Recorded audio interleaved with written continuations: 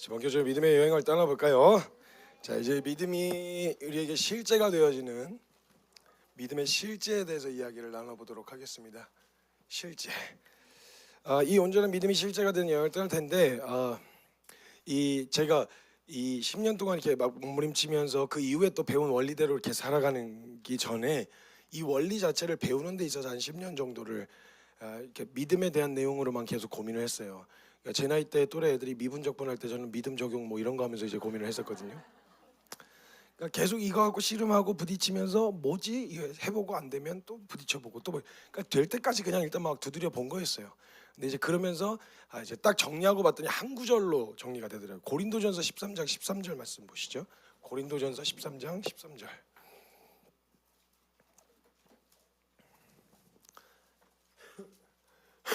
고린도전서 13장 13절.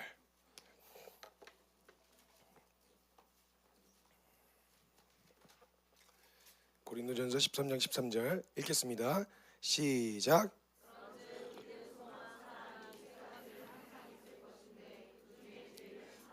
아멘.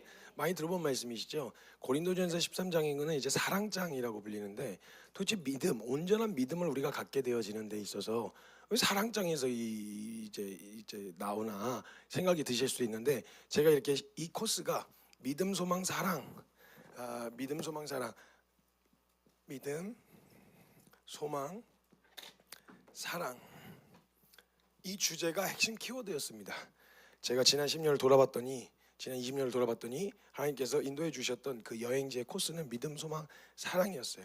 여기서 본 말씀 하나만 더 찾아볼게요. 로마서 1장 17절 말씀 한번 보도록 할게요. 로마서 1장 17절. 로마서 1장 17절 말씀. 로마서 1장 17절 읽겠습니다. 시작.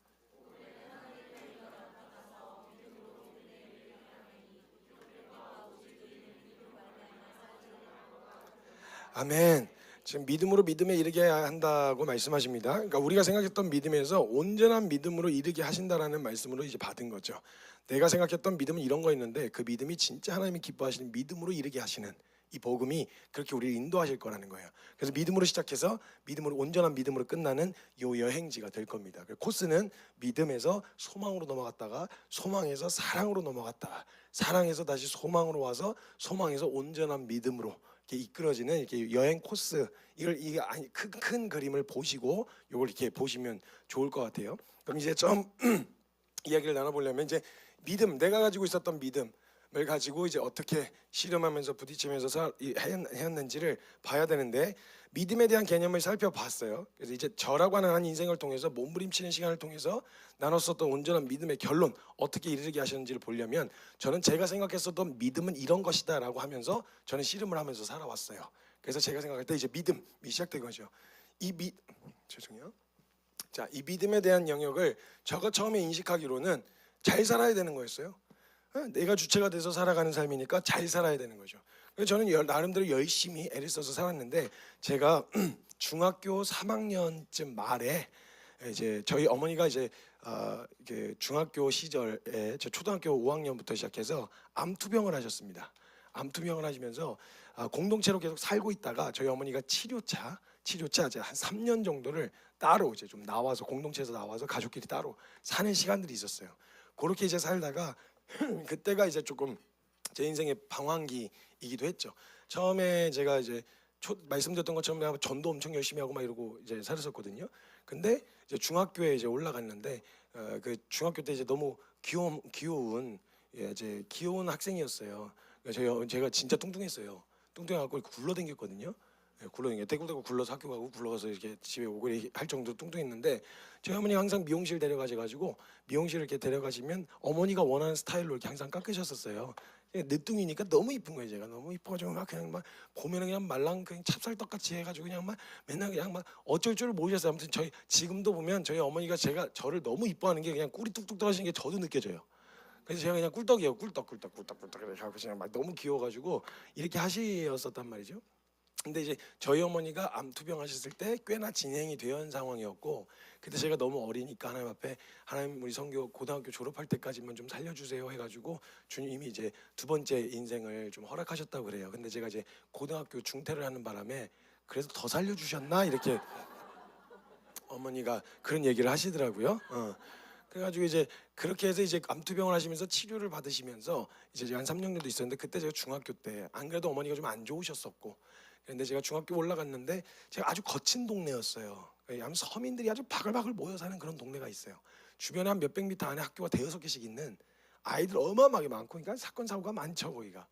그래서 이제 하는데 거기는 약간 이렇게 학군으로는 별로 좋은 곳이 아니어가지고 공부로 성공하긴 글렀고, 운동이라도 하나씩 해라 그래갖고 학교마다 운동부, 유명한 운동부가 하나씩 있었어요. 주변에 뭐 태권도 유명한, 저희 학교는 레슬링이 유명했었고, 뭐 축구부 뭐 이렇게 하고 막 아무튼 많았어요.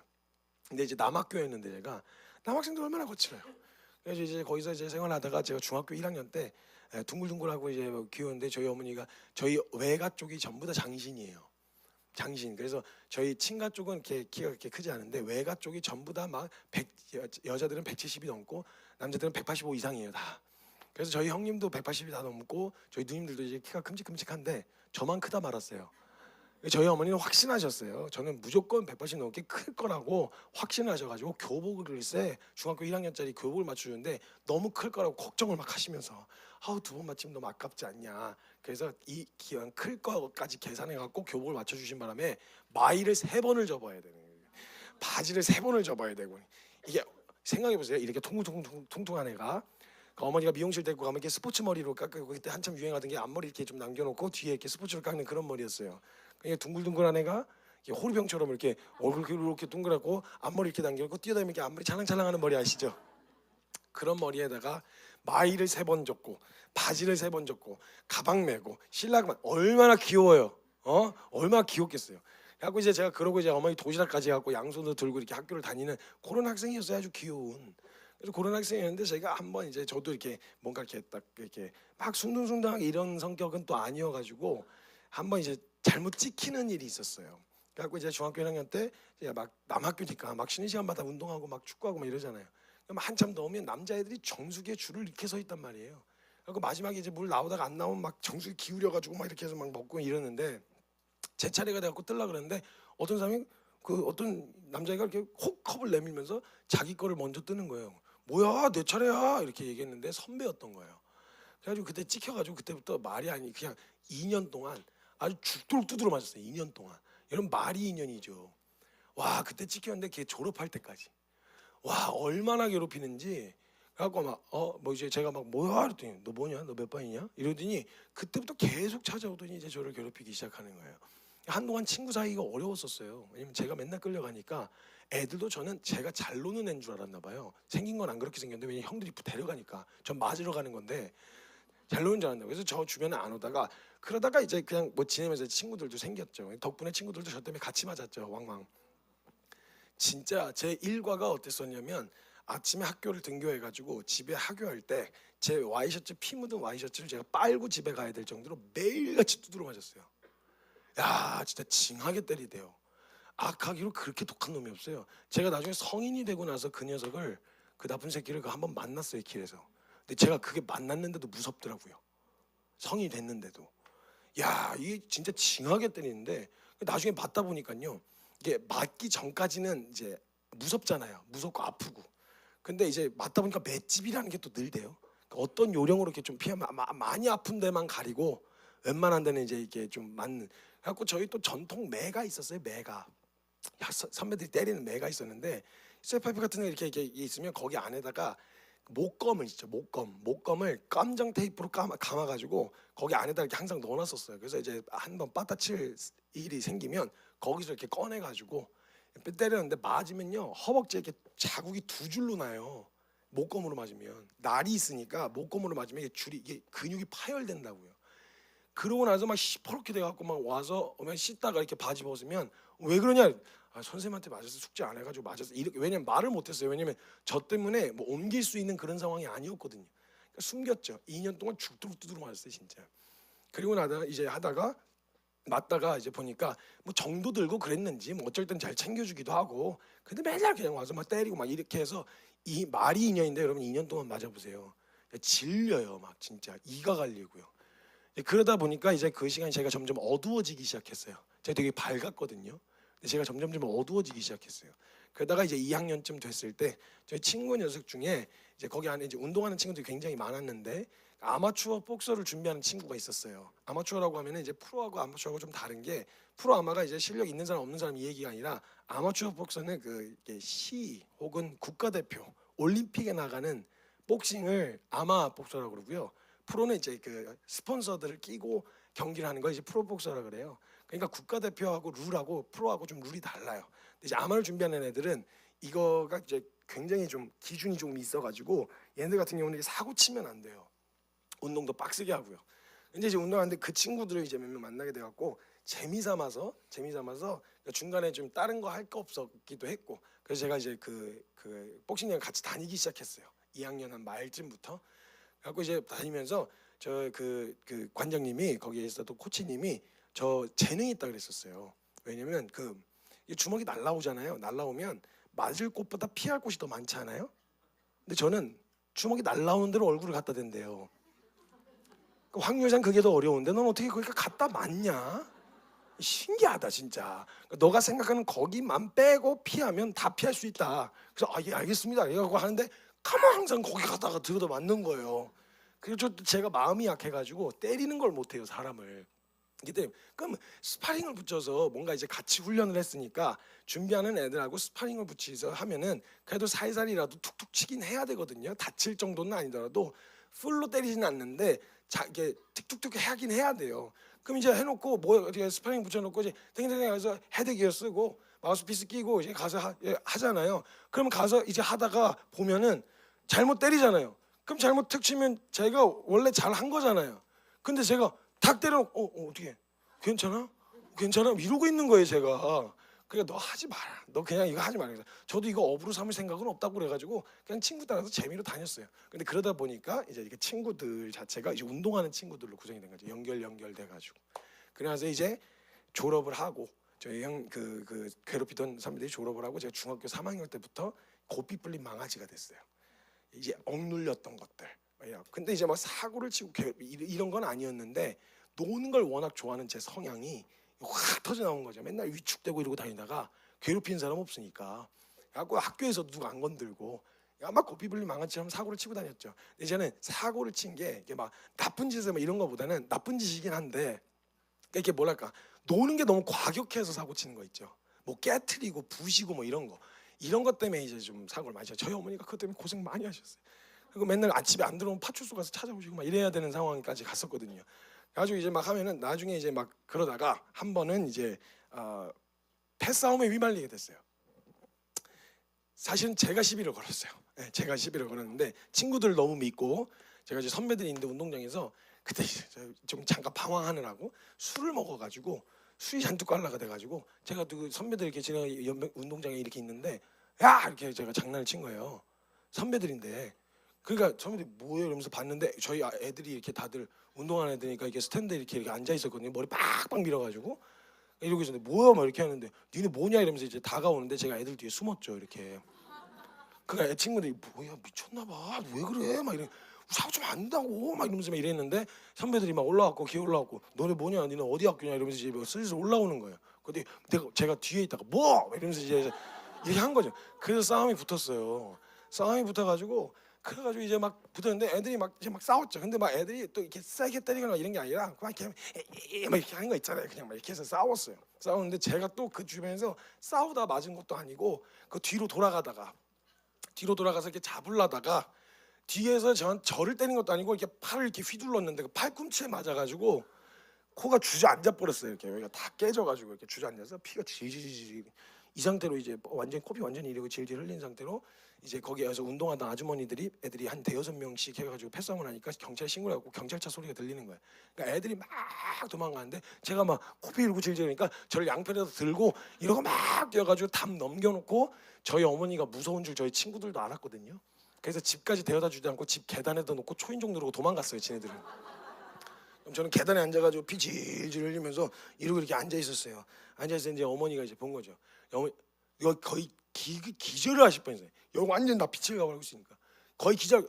뭐야 어떻게 된 거야? 이때 제가 저기 뭐 이렇게 제정신이 아니었으니까 되도 않는 거짓말을 또 한 거예요. 어떻게 된 거야? 그랬더니 제가 아니 그래서 얘가 앞을 보고 뛰어가는데 그러다 잠깐 옆을 봤는데 그냥 정면을 봤더니 전봇대가 있는 거야. 그래갖고 여기 팍 봐가지고 코 주셨는데 그게 말이 되니 이랬는데 뭐 이미 어떻게 뭐 그래갖고 응급실에 가갖고 여기 완전 띵띵 부어가지고 막 시커멓게 돼갖고 그 다음날 이제 띵띵 부었는데 학교에서 급하게 연락이 온 거예요. 연락이 왔는데 이제 제가 이제 좀 그 전에 이제 그 이거는 제가 뭐 늘 이야기하지만 감출 일도 아니고 감춰져야 되는 일도 아니고 그래서 제가 항상 그 부분에 대해서 용서를 구하고 이제 이야기를 했지만 나중에라도 제가 그 친구한테 이제 그 친구가 나중에 뭐 시비를 걸거나 문제를 삼으면 나는 이거 사역 안 하겠다라고 하는 마음으로 항상 제가 이야기를 하는 내용이에요. 괴롭히던 제가 이제 좀 괴롭히는 대상이 된 거죠. 제가 괴롭힘을 당하다가 괴롭히는 대상이 된 거죠. 그 이제 주도해서 한 건 아닌데 껴있다가 이제 같이 걸려든 거죠. 근데 얘가 이제 신고를 하게 된 거예요. 그래갖고 이제 걸렸는데 이제 제가 거의 주동자처럼 돼가지고 학교에서 너 지금 당장 와라 이렇게 얘기가 된 거예요. 제가 이 부분에 대해서는 제가 따로 숨기진 않아요. 왜냐하면 이 문제로 나중에 불거지면 용서를 구했고 근데 이 문제로 불거지면 사역을 이제 안 해야죠. 안 해야죠. 근데 이제 부분을 뭐 감추고 제가 뭐 아닌 것처럼 할 수는 없어서 근데 이제 그렇게 돼서 이제 아무튼 학교에서 전화가 왔어요. 너 지금 당장 와야 된다. 저 지금 병원에 가서 못 갑니다. 너 지금 안 오면 큰일 난다. 빨리 와라. 그래서 이제 이렇게 하고 여기다 솜이랑 철심 같은 걸 이렇게 껴가지고 여기 이제 솜이랑 이렇게 단등 묶어 이 상태로 간 거예요. 시커멓게 퉁퉁 부어가지고 가서 앉았는데 얼굴은 또 왜 이러니? 선생님 저희 담임 선생님 너 얼굴은 또 왜 이래? 그래갖고 너 지금 이게 중요한 게 아니라 지금 너 지금 큰일 났다 이러면서 이제 그 상황 설명을 해준 거죠. 그래서 이제 그 부모님이 너무 화가 나가지고 이미 모든 오기 전에 뭐 형사들부터 만나서 법적인 모든 조치를 다 취할 생각을 하고 온 거예요. 근데 알고 봤더니 이 녀석의 부모님이 아버지가 선교사님이었던 거예요. 제 아버지도 선교사님인데 근데 하필 또 문제는 뭐냐면 얘네 아버지가 저희 아버지를 또 알았어요. 그리고 저희 담임 선생님도 저희 아버지를 알고 계셨었고 그러니까 전 성인 되고 나서도 저희 담임 선생님을 좀 찾아뵀었거든요. 왜냐면 진짜 그때 그 선생님 아니었으면 제가 좀 많이 엇나갔을 것 같아요. 근데 그 선생님이 그 상황을 이렇게 수습하면서 시간을 엇갈리게 알려줬어요.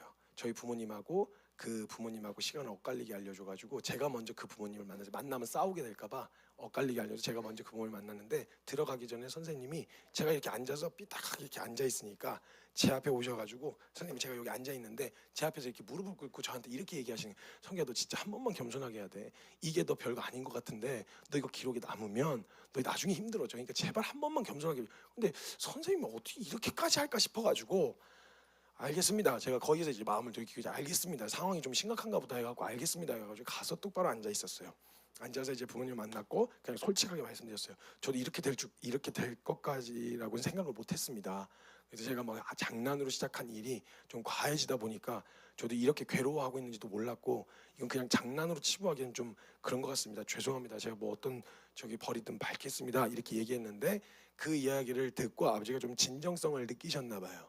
그래갖고 선생님한테 학교에서 줄 수 있는 대외적인 법적인 조치는 안 취할 테니까 학교에서 줄 수 있는 징계로 주라고 이야기를 하고 이제 저희 어머니가 오셔서 그 녀석이 제가 했었던 일들을 이렇게 쓴 글을 이렇게 보시고 거의 또 넘어갈 뻔하셨죠. 넘어가셔가지고 이런 상황들이 이제 같은 사건이 걸렸는데 그때도 제가 막 정신을 못 차리고 제 징계가 결국 결정되어진 건 뭐냐면 여러 가지 뭐 벌점도 맞고 뭐 여러 가지도 있었는데 졸업할 때까지 교장실하고 교무실을 청소해야 됐었어요. 근데 제가 얼마나 장난기가 심했냐면요. 보통 교장실 들어가면 똑똑똑하고 들어가겠습니다 이렇게 해야 되잖아요. 근데 그때 CF 중에 파로마라고 하는 CF가 있었어요. 가구 아세요? 파로마 이렇게 하는 그걸 제가 교장실 들어갈 때 교장실에 똑똑똑하고 들어간 게 아니라 교장 선생님 계신데 파로마 이러면 교장 선생님이 들어와 교무실 들어갈 때도 청소도구 들고 가가지고 파로마 막 이렇게 하고 다녔단 말이에요. 그러니까 제가 얼마나 장난기가 많은지 아시겠죠. 막 방방 뛰는 스타일이었단 말이에요. 그래갖고 그 1년 동안 그렇게 마무리하고 사실 원래 고등학교 진학이 어려운 상황이었어요. 근데 이제 한 곳에서 이제 받아줄 수 있게 되어졌는데 그때 저희가 공동체가 이제 3년을 거기 어머니가 계시다가 나중에 합류해서 공동체로 합류하는 상황이 되어졌어요. 중학교 3학년 졸업할 때쯤에. 그래서 그게 이제 거의 12월 때쯤이었는데 이제 신도라고 하는 섬으로 옮기게 되어진 거예요. 선교단체 본부를 섬으로. 아니 선교단체가 왜 섬으로 가? 사역을 해야 되는데 섬으로 들어가게 된 거예요. 근데 거기 장소가 어디였냐? 폐교였어요. 폐교. 그래가지고 들어가가지고 이제 막 거기서 이제 뭘 하는데 들어가는데 안 들어간다고 버텼죠. 근데 뭐 어떻게 버텨요? 다 같이 들어가겠다는데. 근데 이제 그래서 끌려 들어갔어요. 한참 막 이러고 있는 상황에서 제가 끌려 들어갔어요. 끌려 들어가서 봤더니 폐교인 거예요. 폐교. 사람 사는 곳이 아니고 폐교였어요. 폐교. 어느 정도로 사람 발길이 안 닿았었냐면요. 처음 도착해서 그 안에 문을 열었더니 고라니도 놀란 거예요. 사람 올 곳이 아닌데. 그래서 그 앞에 문을 그 완전 시골 학교니까 문을 기 하고 들어갔더니 고라니가 훅 하다가 그때 이쪽 복도에서부터 저쪽 복도까지 막 와 이러더니 촥 저쪽으로 또 막 가가지고 와 이런 폐교였어요. 옛날 시골 학교, 나무바닥으로 된 시골 학교. 여러분 거기 사람 살 곳이 아니거든요. 거기에 들어간 게 딱 보자마자 아우 질려버렸어요. 제가 가뜩이나 이제 막 끌려 들어갔다는 생각에 잔뜩 막 억울함이 있었는데 막 이러고 있었단 말이에요. 그리고 나서 이제 시간이 이제 지나는데 와 거기 있는 사람들이 공동체로 사는데 거기는요 따뜻한 물 이런 게 안 나왔어요. 따뜻한 물. 자매님들 같은 경우는 자매 사역자들이 많았는데 커피포트 그 1.5리터짜리 그 커피포트 한 포트만 씻을 때 한 번 쓸 수 있게 해줬어요. 아니면 그거 이상 쓰면 전기가 떨어졌거든요. 사람 사는 곳이 아니었어요. 얼마나 추운지 진짜. 거기 그 바닥에다 깔아놓고 옛날 바닥은요 또 나무 바닥에다가 밑에가 뚫려 있어요. 나무가 상하니까 통풍이 돼야 된다고 밑에가 뚫려 있단 말이에요. 자면요 어느 정도냐 바람이 소리가 이게 들릴 정도였어요. 그 앞머리가 이렇게 차근차근 들릴 정도로 우풍이 약간 있는 것 이 정도가 아니라 마풍이었어요. 그냥 막 얼굴에다 그냥 쏘는 이런 바람이었다면 한겨울에 바닷가 근처에 있는 폐교. 야 식당은 식당 같지도 않은 천막 두 동이 있었는데 이쪽 천막에서 그 밥을 먹다 보면요 바람이 천막을 뚫고 들어와요. 이렇게 그럼 천막에 이렇게 쭉 이렇게 들렸다가 바람 때문에 이렇게 훙 들렸다가 흉 이렇게 되는 이런 곳에 여러분 아침 점심 저녁을 먹어보세요. 아침에 김이라도 나오잖아요. 김 들고 나오다가 김 바람에 다 날아가면요 그 앞에 막 김 다 널려져 있고 이런 데서 살아서 이게 사람 사는 데냐고. 밖에보다 안에가 더 추운 데였단 말이에요. 짜증이 이빨이 올라왔죠. 그냥 너무 짜증이 올라왔어요. 그래갖고 막 반항하고 싶은 마음이 막 이랬는데 저희 아버지가 또 무서우니까 반항을 또 제대로 못하죠. 저희 아버지가 진짜 무서우셨거든요. 저희 아버지가 장사세요. 힘이 장사세요. 그러니까 친가 쪽은 통뼈. 그래갖고 저희 아버지가 초등학교 때 쌀 한 가마니 20kg가 아니에요. 80kg예요. 이 쌀 한 가마니를 어깨에 맬 정도에서 동네에서 장사났다 그래서 장사났다고. 그래서 제가 성인이 될 때까지 아버지 팔 씨름을 못해요. 제가 어머니는 완전히 외가 쪽 어머니는 완전히 그냥 여자, 그냥 완전 여자, 그냥 막 마디마디가 여자. 키는 크신데 완전 털 하나도 안 나는 여자, 그냥 완전 여자. 그래갖고 제가 반반 닮았어요. 손이 제가 크거든요. 저희 아버지가 제 손의 2배예요. 두께가 딱 잡으면 안 잡혀요. 그래서 꽉 이렇게 잡으면요 담당을 못했어요. 근데 제가 손은 아버지 닮았는데 팔목이 어머니 닮았어요. 야리야리해요. 제가 발은 크거든요. 발목이 어머니 닮았어요. 야리야리해요. 엉덩이는 아버지 닮아서 엉덩이 크거든요. 허리가 어머니 닮았어요. 허리가 얇아요. 그래갖고 뭔가 이렇게 약간 어설퍼요. 다 뭔가 애매해요. 사람이 그냥. 그래가지고 막 이제 그렇게 있었는데 저희 아버지한테는 못 깨겼었거든요. 제가. 근데 한 번에 이제 보는데 하도 그냥 막 30명, 40명이 살고 있었는데 제가 한번 이제 머리를 하도 이렇게 막 머리를 뭘 난리를 치는 걸 좋아했어요. 그래서 전 진짜 머리 한 번 손질하면 1시간 넘게 걸렸거든요.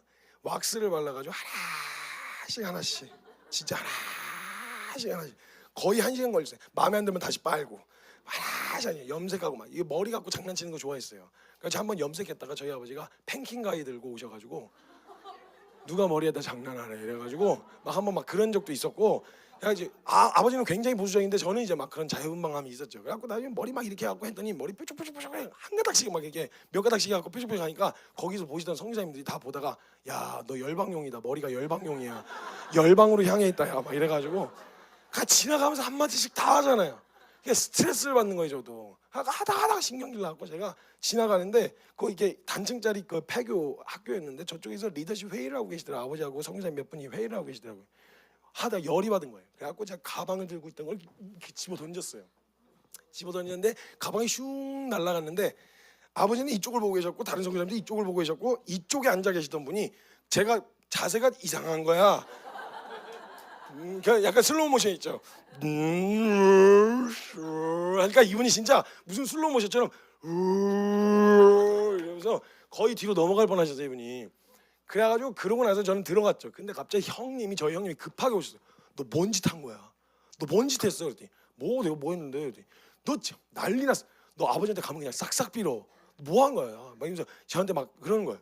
근데 이제 도착했는데 저희 아버지 표정을 봤는데 저희 아버지가 진짜 표정이 무서우세요. 이게 눈이 짝지 지금은 이제 웃는 얼굴이 되셔가지고 괜찮은데 이 짝지지면 진짜 막 인상 쓰면 거짓말을 못했어요 진짜. 이게 짝지져갖고 들어와 이러시는 거예요. 바짝 졸아갖고 들어갔는데 또 아버지 앞에서 개기지를 못하겠더라고요. 그래가지고 이제 뭐야 너 가방을 집어던져? 너 이게 말이 되는 행동이냐 이게? 이게 내가 상상을 못 해보는 이거 뭐 어떻게 하자는 거야? 뭐 어떻게 해볼까? 할 수 있는 거 뭘 어떻게 하기를 원해? 막 이러면서 이제 얘기를 하시는데 막 추구하는데 바짝 긴장이 돼가지고 아니요 제가 사실은요 화가 나서 가방을 던진 건 아니고 바닥에 내려치고 발로 걷어찼는데 그게 바람이 불어가지고 그래 날아간 거라고 막 되도 않는 말을 해갖고 사실이야? 사실입니다. 그 바람이 많이 불지 않습니까 여기가? 그래가지고 간신히 또 살았어요. 간신히. 그러면서 이제 막 억눌리긴 하는데 이걸 다 표출을 못하고 막 죽을 것 같은 거죠. 그래가지고 이제 제가 막 그 안에서 막 감당이 안 돼 견디기 어려운 거예요. 그러다가 이제 그 어느 이제 날이 됐는데 이제 얼마 지나지 않아서 옛날 친구들 만나려고 제가 또 나갔다가 거기 배 시간이 있는데 배 끊기기 전에 들어와야 돼요. 근데 들어가기 싫은 거죠. 그래서 제가 막 제가 이거 버스를 모르겠는데 이거 어떻게 들어가는지 모르겠는데요. 근데 제가 안 들어가려고 꼼수를 쓰는 거 이제 모르실 리가 없죠. 그랬더니 너 병신이야? 들어와 이렇게 하셨어요. 근데 안 들어갔죠. 안 들어갔어요. 안 들어가고 이제 버팅인 거예요. 그리고 나서 제가 그 다음 날 이제 들어가게 된 거죠. 저희 아버지가 열이 이빠이 받으셨어요. 열이 이빠이. 그때 하필 저희 아버지가 허리가 나가셔가지고 완전 꼼짝달싹 못하시는 상황이었어요. 근데 제가 이제 꾸물꾸물 이제 들어갔어요. 꾸물꾸물 들어가고 다녀왔습니다 이렇게 들어왔더니 가가지고 저희가 맞을 때 저희 매를 맞을 때는 저희 아버지도 그렇지만 저희 가족이 감정적으로 하는 것에 대해서 굉장히 조금 저기 하셔서갖고 감정적으로 안 하시려고 매의 원칙이 있었어요. 뭐였냐면 제가 맞을 매를 제가 갖고 와야 돼요. 그리고 제가 맞을 매의 대수를 제가 정해요. 네 죄를 네가 알렸다 약간 이런 취지로 만든 이제 가족 안에서의 원칙이에요. 다른 가족들은 이제 형님이나 누님들은 그냥 뭐 몇 대 맞을래? 그러면 자기 잘못한 7대요, 뭐 8대요, 10대요 뭐 이러는데 저는 맨날 한 대요. 뭘 잘못했는지 상관없어. 한 대요. 이래가지고 그렇게 하면 이제 막 한 대에다 10대 실어서 때리시기도 하시고 그러셨는데 그때도 이제 똑같이 이제 아버지가 꼼짝 못하고 누워 계셨어요. 진짜 일어나질 못하신 상황이었는데 그때 저희 아버지가 너 가서 네 맞을 매 꺾고 와 그러시는 거예요. 그래서 제가 이제 나갔죠. 나갔는데 제가 그때 무슨 정신이었는지 모르겠는데 저희 아버지가 아프셔서 저를 못 때릴 거라고 하는 이상한 생각이 들었나 봐요. 제가 제정신이 아니었던 건 확실해요. 그래서 나가가지고 돌아다니다가 뭔가 화가 나기 시작하는 거예요. 내가 뭘 그렇게 잘못했어? 씩씩대면서 제가 개긴다고 글쎄 아버지가 누워서 못 때리시니까 이따시만한 나무 그 썩어서 떨어진 나무 중에 이따시만한 아니 이 정도 되는 이거를 들고 혼자서 이렇게 들어가지고 이렇게 와가지고 문을 여기서 내려놓고 열은 다음에 이렇게 들어갔어요. 그러니까 보니까 아버지가 저기서 보니까 얘 지금 개기려고 이러는 게 보이잖아요. 아버지가 갖고 다녀서 제가 매 가져왔습니다 이러면서 앞에다 갖다 놨어요. 거기 누워 계시는데 여기다 갖다 놨어요. 근데 아버지가 힘들게 몸을 이렇게 돌이키시는데 힘이 진짜 장사졌거든요. 허리 힘도 아니고 팔 힘으로만 그 저 두 손으로 들고 온 걸 한 손으로 이렇게 들어가지고 옆에다 팡 하고 놓는데 와자작 아작이 난 거죠. 잠자는 사자의 코드를 잘못 건드렸다 이제. 근데 이미 늦었어요. 하고 다시 꺾고 와 그러시는 거예요. 그래서 이제 다시 나가려고 이제 쫄쫄쫄 그때는 완전히 쫄아가지고 쫄쫄쫄 나가려고 그러는데 저희 아버지가 옆에 있었던 효자손 대나무 효자손이 이제 보인 거죠. 근데 그걸 이렇게 꺼내시더니 누워서 바닥을 탕탕 치다가 종아리 걷어. 그래서 종아리 걷으려고 하는데 그게 너무 추웠거든요. 너무 추워서 너 잠깐만, 너 가서 저 난로 앞에 가서 종아리 데펴와. 터지니까 맞으면 터진다고, 종아리가 언체로 종아리를 맞으면 터지니까 가서 종아리 데펴와 그러시는 거예요. 그래서 또 가서 데폈어요. 그래서 그냥 꼼꼼하게 데폈어요. 그러니까 꼼꼼하게 데피고 가서 종아리 걷었어요. 걷어갖고 이제 때렸는데 몇 대 맞을래? 그래 물어보셨는데 그때 제가 뭐가 많이 억울했나 봐요. 그래가지고 뭐 때릴 만큼 때리세요. 뭐 제가 뭘 잘못했는지 모르겠고 어차피 때리실 거 아닙니까? 제가 뭐 한대 맞겠다 그래도 어차피 때릴 만큼 때리실 거니까 때리고 싶은 만큼 때리세요. 이렇게 자유형권을 드렸어요. 그 자유형권 아주 오지게 사용하셨어요. 때리기 시작하는데 정확하게 200대를 맞았거든요. 200대를 맞는 동안에 제가 진짜 막 맞다 보니까 악에 받치는 거야. 워낙 많이 맞기도 했고 그냥 막 악에 받쳐갖고 종아리를 맞는데 진짜 잘 때리시더라고요. 탁 때리는데 그 통증의 클라이막스 있죠. 그게 유지가 되도록 때리시는 거 있죠. 탁, 탁, 탁 이게 해가지고 막 그 아픈 그 통증 있죠. 그다가 한 20대 맞고 잠깐만요 하다가 다시 서갖고 됐냐 몇 차례 물으셨는데 모르겠으니까 그냥 때릴 만큼 때리시라고 했어요. 그리고 나서 셌는데 정확하게 200대를 맞았어요. 200대를 맞고 나서 나갔다 오래요. 잠깐 생각 좀 정리하고. 그래서 이제 나갔다 오는데 제가 맞다가 저희 때리시는 아버지의 얼굴을 이렇게 봤었는데 저희 아버지가 옆에서 돌아 누워서 때리셨는데 이 눈하고 코 사이가 저희 아버지가 이렇게 코가 크신데 여기 눈하고 코 사이에 이렇게 눈물이 이게 호수처럼 이렇게 찰랑찰랑찰랑 이렇게 돼 있는 거예요. 제가 지금만 갖다도 아버지의 마음 뭐 이런 걸 생각을 할 텐데 그때는 뭐야 맞는 건 내가 맞는데 왜 자기가 울어? 이런 생각이 들었단 말이에요. 그냥 잠깐 나갔다 오라고 하는데 저 진짜 너무 서러워가지고 그때 울면서 울면서 다 했어요. 근데 나중에 축축하니까 보니까 진짜 터졌더라고요. 살이 터져가지고 약간 물하고 피하고 비슷한 게 이렇게 흘러나올 정도로 터졌었더라고요.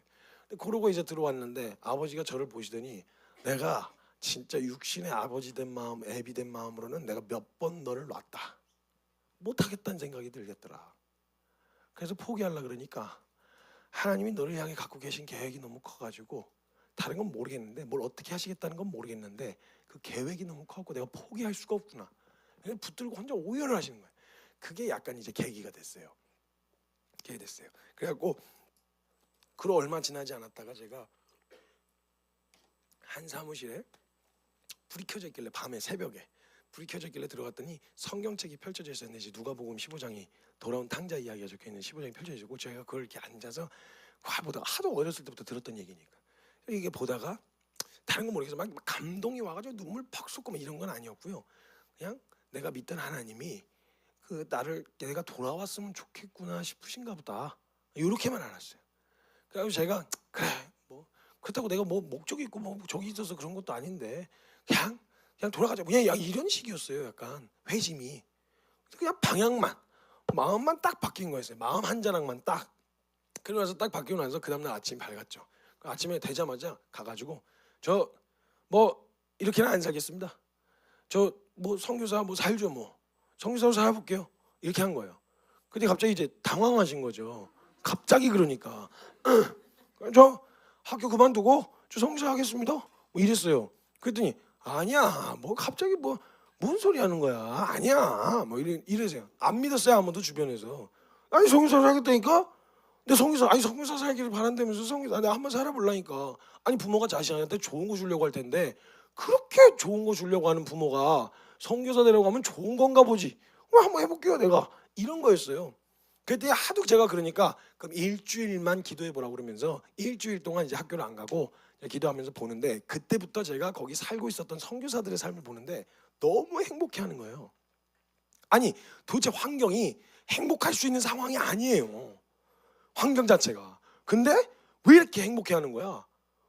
아니 막 컨테이너에서 자고 나무판 저기 완전히 막 찌그러진 나무 판잣집에서 안에서 들어가서 살고 가끔요 화장실이 다 얼어 터지고 뭐 갈 데 없잖아요. 그럼 형제님들끼리 그 갈대밭 있는 데 가갖고 싸야 돼요. 삽 들고 가갖고 파가지고 거기서 자거든요. 가끔 그 새벽에 만나보면 경기예요. 그래서 삽 들고 잠들게 가가지고 삽 들고 이제 화장실 갔는데 삽 들고 이제 앉으려고 딱 했는데 옆에 보니까 얼굴이 자 막 둘이 같이 보고 막 이렇게 그래가지고 그런 환경이었어요. 이게 뭐야 무슨 유교동란 터지고 나서 얼마 안 된 것도 아니고 멀쩡하게 잘 사는, 거기 다 한 닭간씩 하던 사람들이 들어왔었어요. 또 선생님이었던 사람부터 시작해서 뭐 공무원도 있었고, 아니면 뭐 회사 비즈니스 아주 잘 나가던 대기업 다니던 사람, 뭐 별의별 사람 다 있는데 왜 다 들어와서 그렇게 미친놈처럼 그러고 사는지 제가 이해가 안 되는 거예요. 근데 너무 행복해 보여. 작은 걸로도 하나 너무 즐거워하고 너무 궁금해졌어요. 제가 일주일 동안 기도한 다음에 있는 다음에 학교 그만두겠습니다. 그리고 저 이 삶 한번 살아볼래요. 이렇게 한번 살아보고 싶습니다. 그래서 제가 학교를 자퇴했어요. 그게 이제 17살 때 초반이었어요. 3월이었어요. 17살 초반 3월에 학교를 자퇴하고 그때부터 그 삶이 시작된 거예요. 근데 여러분 진짜 놀라운 게 뭐냐면 마음 한 자락이었어요. 마음 한 자락. 저를 굉장히 불행하게 만들었던 똑같은 환경인데 마음 한 자락 딱 바뀌고 나니까 너무 재밌는 거예요. 너무 신나는 거예요. 그 환경이. 그래서 저는 그때 막 먹을 거나 이런 게 없었어요. 제가요 가난 배틀 하잖아요. 그럼 어디 가서 앉아요. 가난 배틀을 하면 가끔 이제 저희 사역자들끼리 가난 배틀하고 그러거든요. 아 뭐 그런 것도 먹었어? 난 태어나서 그런 거 먹어본 적이 없어. 뭐 이러면서 가난 배틀 받으면 제가 이제 등장하면 끝판왕 등장이죠. 그래갖고 저희는 뭐 그때 뭐 여러분 갈탄난로 써보신 분 계세요? 갈탄난로? 요만한 이렇게 석탄 덩어리 같은 건데 화력이 좋아요. 근데 얘 갈탄 넣으려 그러면요.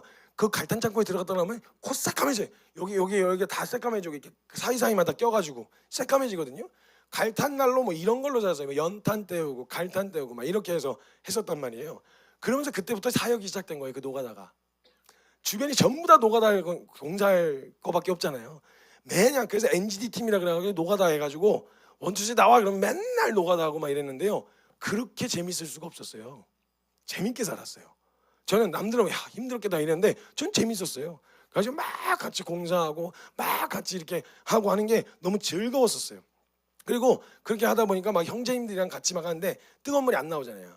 뜨거운 물이 안 나오면 한 초겨울이나 겨울쯤 되면요 씻는 게 곤욕이에요. 노가다 하고 나서 씻는 게 곤욕이에요.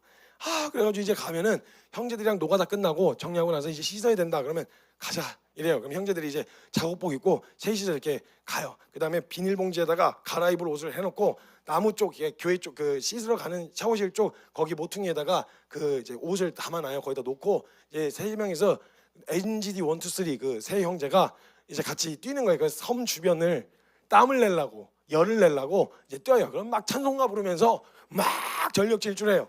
그래서 이제 그대로 곧바로 와가지고 샤워실로 이제 들어가면은 먼저 샤워기가 2개밖에 없었어요. 그러니까 저는 막내니까 또 기다려야 되잖아요. 그럼 형제님 둘이 딱 들어가고 씻으러 들어가면 안에서 고문하는 소리가 들려요. 막 막 이러면 저는 또 이제 내 차례 나간다. 그럼 뭐 빨리 씻어라 물 아껴 써라 이럴 필요가 없어요. 알아서 금방 5분도 안 돼서 나와요. 그럼 딱 나오잖아요. 그럼 여기서 연기가 막 이러면서 나와요. 그럼 또 들어가고 막 하고 막 씻었단 말이에요. 그렇게 생활하다가 어느 날 거기 그 근처에 시골 교회에 목사님이 한번 부임하셔서 오셨는데 글쎄 그분이 거기가 그 큰 교회에서 거기 교회를 지원해줘가지고 수양관처럼 조그맣게 하나 지어놓고 교회 본당이 있었던 그런 예배당이었어요. 주일날 저희가 거기를 섬겼는데 거기 목사님이 저희가 그렇게 사는 걸 알고 계셔서 목사님이 글쎄 저희가 일주일에 2-3번 정도 뜨거운 물을 틀어드리겠습니다 이러는 거예요. 여러분 믿음으로 이렇게 또 뛰어들어 살잖아요. 참 따뜻한 물 나온다는 거에 그렇게 감사할 수가 없어요. 그래가지고 이제 막 너무 설레고 기다리는데 이 목사님이 또 전략적이셨어요. 머리가 아주 비상하셨어요. 그래서 그걸 틀어주는 시간이 언제였냐면 새벽 기도 끝나고쯤에 물이 나오게 하신 거죠. 뜨거운 물이. 그러니까 한 7시쯤에 따뜻한 물이 나오게 해주신 거예요. 그럼 그 말은 뭐예요? 새벽 기도 나오라는 말이잖아요. 뜨거운 물만 쓰러 가면 성주자들이 양심 없죠. 새벽 기도 하니까 그래서 새벽 기도가 부흥을 했어요. 글쎄. 새벽 그날만 되면요 막 사람 바글바글 하고요 막 아멘 막 아멘 막 그냥 막 분위기 장난 아니었어요. 이빨 아니에요? 야고 막 부흥을 해가지고요 그 막 사람들이 막 바글바글 모였거든요. 그래서 이제 저희 형님들하고 이제 그 같이 NGD 원수 이제 같은 방을 쓰고 있었는데 이제 잠을 자고 야 내일 따뜻한 물 나오는 날이다 이래갖고 새벽에도 꼭 가자 이래갖고 꼭 깨워줘 안 일어나면 꼭 깨워줘 이래갖고 옆에다가 수건이랑 그다음에 성경책이랑 이렇게 잘 준비해놓고 잠이 들었어요. 기쁜 마음에 잠이 들었어요. 잠이 들어갖고 이제 아침에 일어나갖고 막 알람이 울리니까 일어나가지고 형제님들 3명이서 잠이 들깬 채로 막 내려가고 있었거든요. 내려가는데 제가 그 가로등이 있는 때쯤에 이렇게 지나가는데 뒤에서 형제님 2분이 야 그래도 너 좀 너무한 거 아니냐 이러는 거예요. 그래서 왜요? 그래서 뒤를 딱 돌아봤는데 너 새벽기도 가는데 말로 그렇게 가는 게 말이 되냐? 이러시는 거예요. 그리고 뭔가 봤더니 제가 새벽기도 가는데 성경을 안 들고 가고 수건만 들고 온 거예요. 그래서 봤더니 형제님들도 자기 성경책 안 들고 오고 수건만 다 챙겨가지고 세면도구랑 그것만 챙겨온 거 본 거죠. 세 명이서 막 키득키득거리다가 다시 올라가가지고 성경책이랑 다시 챙겨가지고 또 가서 새벽기도 가고 이런 생활을 했어요. 그리고 막 그때 뭐 먹을 게 있어야죠. 오로지 먹을 수 있는 거라고는 막 자연에서 얻을 수 있는 거 있죠. 그러면요 가만히 보는데 이제 먹을 게 없으니까 입이 심심하잖아요. 아침 점심 저녁을 먹긴 하는데 입이 심심하니까 중간에 보는데 가을쯤 되니까 이제 은행 냄새가 나는데 그 은행을 보니까 그 선착장 같은 데서 그 은행 내알 꽂아가지고 막 몇천 원에 팔더라고요. 야 저거 은행이 맛있던데 저거 뭐 저걸 한번 작업을 해가지고 먹어 이래 이제 작업거리를 만든 거죠. 그러니까 그 은행 한 명 이제 형제님이 올라가요. 위에서 그 밑에다가 비닐 같은 거 씌워놓고 위에서 털어요. 나무를 이렇게 털어요. 그러면 후 떨어지면요 그 시멘트 섞는 기계 있어요. 그 이렇게 시멘트 윙 하면서 이렇게 섞는 기계 그거를 깨끗이 닦아가지고 은행을 한 통에다 넣고 그걸로 이제 그 껍데기를 벗기는 거예요. 그다음에 그걸 다 꺼집어내가지고 물로 씻어가지고 그걸 말려가지고 이제 그걸로 이제 거의 한 6개월 정도 간식으로 해서 먹었거든요. 은행 나무가 엄청 많았거든요. 근데 여러분 그 은행 4알 이상 먹으면 뭐 독소가 있어갖고 못 먹고 그럼 독이 된다 그러잖아요. 아니 하루에 100알씩 먹었어요. 암시롱 안 해요. 암시롱 안 해요. 완전 말짱해. 100알 이상 먹어도 돼. 그게 말씀 때문에 그런 건지는 모르겠어요. 뭐 무슨 독을 먹어도 해를 입지 않는다는 말씀 때문인지 아니면 진짜 그게 독이 없어서 그런 건지 모르겠는데 아무튼 100알 이상씩 먹었는데 멀쩡해요. 아주 잘 살아있어. 그래가지고 막 그걸로 막 지져 먹고 막 소금 쳐먹고 막 설탕 뿌려 먹고 해가지고 간식 그리고 밤 주스로 다니고 밤 주스로 갔다가 벌집 건드려가지고 그냥 막 땡벌에 그냥 있는 대로 써가지고 막 형제님들 막 손 버들버들 떨면서 막 이러고 밤 주스로 갔다가 그러면서 살았어요. 그러면서 근데 환경은 완전히 달라졌는데 환경이 달라졌는데 마음이 한잔하게 바뀌니까 환경이 완전히 열악하고 어려운데도 그게 어려운 건 없었어요. 그게 아주 막 그냥 노가다 하면서 얼마나 신났는지 또 제가 또 선한 마음이 들어가지고 선한 마음이 들어서 그 교회에 새벽기도 가는 길에 보면요 이게 그 크게 돌아서 가는 길이 있었고 이렇게 가로질러서 가는 지름길이 하나 있었어요. 밭을 가로질러서. 근데 이게 풀이 이렇게 자라가지고 그거 덮어놓는 바람에 가다가 이렇게 삐끗삐끗하고 이런 일들이 있어갖고 거기를 빨리 가려고 하다 보니까 제가 그걸 선한 마음에 우리 사역자분들이 우리 선교사들이 가다가 다리 접질리면 어떡해. 그래서 안 되겠다 해서 길을 조금 내려고 그 잡초를 치려고 예초기를 메고 형제 한 명하고 그거 한번 치러 갑시다. 이거 한번 좀 정리해주고 형제들 이거 다치면 어떡하냐고. 둘이서 갔어요. 가가지고 그 이제 그 교회 올라가는 길이 이게 밭으로 이어지는 길이었는데 거기 이제 튀어나온 단을 이렇게 아주 크게 이렇게 해서 왱 하면서 이제 예초를 하고 있었단 말이에요. 예초를 하는데 예초기 소리가 꽤 커요. 그래서 와다다다다 하면 하면 이제 귀에서 뭐라고 하는지 안 들리는데 저쪽에서 어떤 저희 그 교회 장로님하고 권사님이 아이고 이러시는 거예요. 그래서 저는 이제 잘한다고 열심히 한다고 또 칭찬해 주시는 줄 알고 그래갖고 막 이러면서 막 옆에 막 기를 엄청 세게 내고 있었단 말이에요. 근데 알고 봤더니 그 장로님네 콩밭이었던 거예요. 한 단을 다 밀어버렸어요. 하고 다 밀어버렸어요. 그래가지고 그거 끝나고 열심히 또 신나는 마음으로 좋은 일 했다는 마음에 돌아왔는데 리더십 성교사님들이 또 불렀어요. 너 뭐냐? 그래서 왜요? 그랬더니 너 왜 장로님네 콩밭을 다 밀어버렸냐? 그래갖고 콩밭이요? 그러니까 알고 봤더니 권사님 장로님이 아이고 하고 잘한다가 아니라 안 된다 이놈아 안 된다 이러고 계셨던 거예요. 그래갖고 다 그 돈 한 단 해갖고 다 돈 다 물어주고 또 엄청 털리고 가서 막 속상해서 울고 막 형제님이랑 같이 가서 그리고 또 제가 장난기가 많으니까 글쎄 장난기가 많아가지고 그 이제 그 새벽기도 가는 길 밑에 보면요 이렇게 굴다리 같은 게 있었어요. 굴다리 같은데 새벽기도 끝나고 돌아오는데 갑자기 장난기가 활동하는 거예요. 그래서 그 굴다리 밑으로 들어갔어요. 들어가가지고 그게 점점 이게 슬슬 이렇게 지나가는데 형제님들은 그냥 보내드리고 자매님이 이렇게 몇 분이 이게 뭐 이게 찬양 소리인지 뭔지 하면서 옹알옹알 거리면서 이렇게 걸어오길래 제가 굴다리 밑에 있다가 발목을 이렇게 잡았어요. 농담이 아니라 그 자매 선교사님이 진짜 소리도 안 질러요. 이러고 기절을 하셨어요. 기절을 이렇게 그래갖고 선교사님 해갖고 어머가지고 선교사님 이러고 또 리더십한테 불려가지고 막 등짝 막 그런 장난을 치냐고.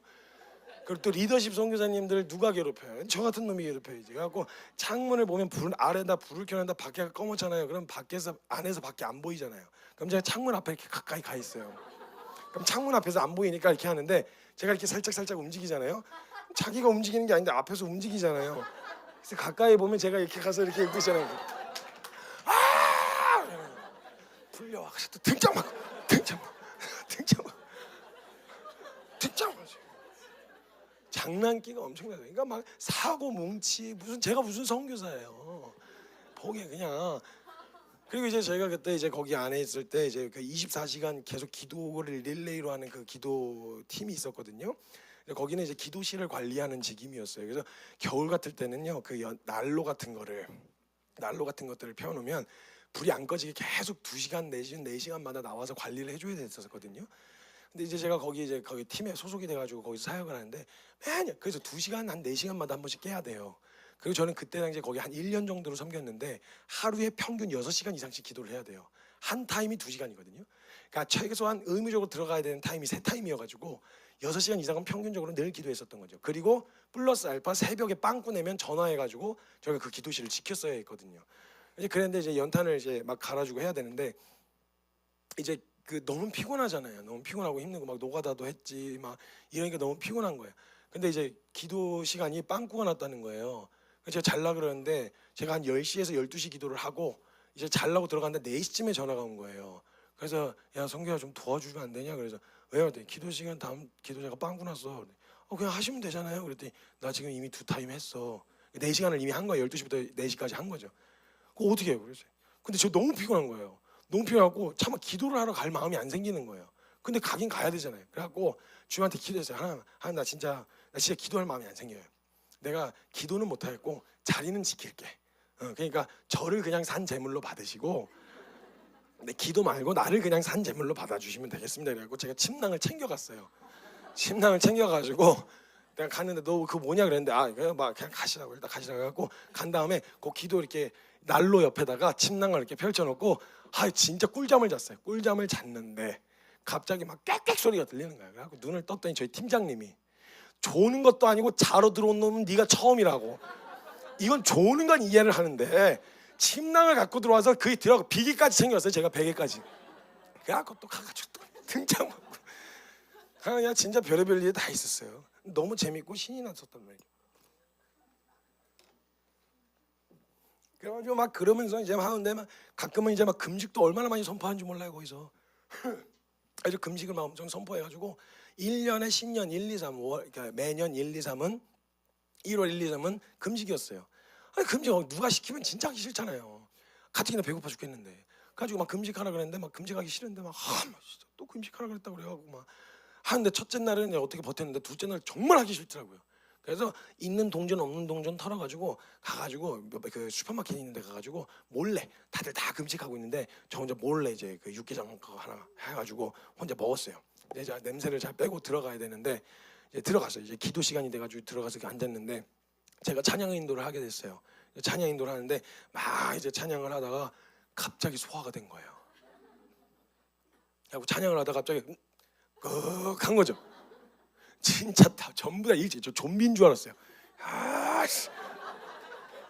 라면 냄새가 나니까 저 부산행에서 나온 그 좀비들이 소리 듣고 표정 바뀌는 것처럼 기도하려고 이러다가 제가 하니까 이제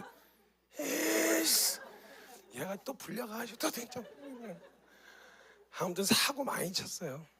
그러면서 이제 지내오면서 그런 환경에서 살면서 뭐 다른 환경 다른 뭐 어떤 이런 상황들이 어렵거나 그런 건 아니었어요. 근데 거기서도 분명한 건 믿음의 기준이 있었어요. 선교사라면 믿음으로 사는 사람이라면 이렇게 해야지라고 하는 그런 기준들이 분명히 있었거든요. 제가 그걸 맞춰보려고 부단히 애를 썼죠.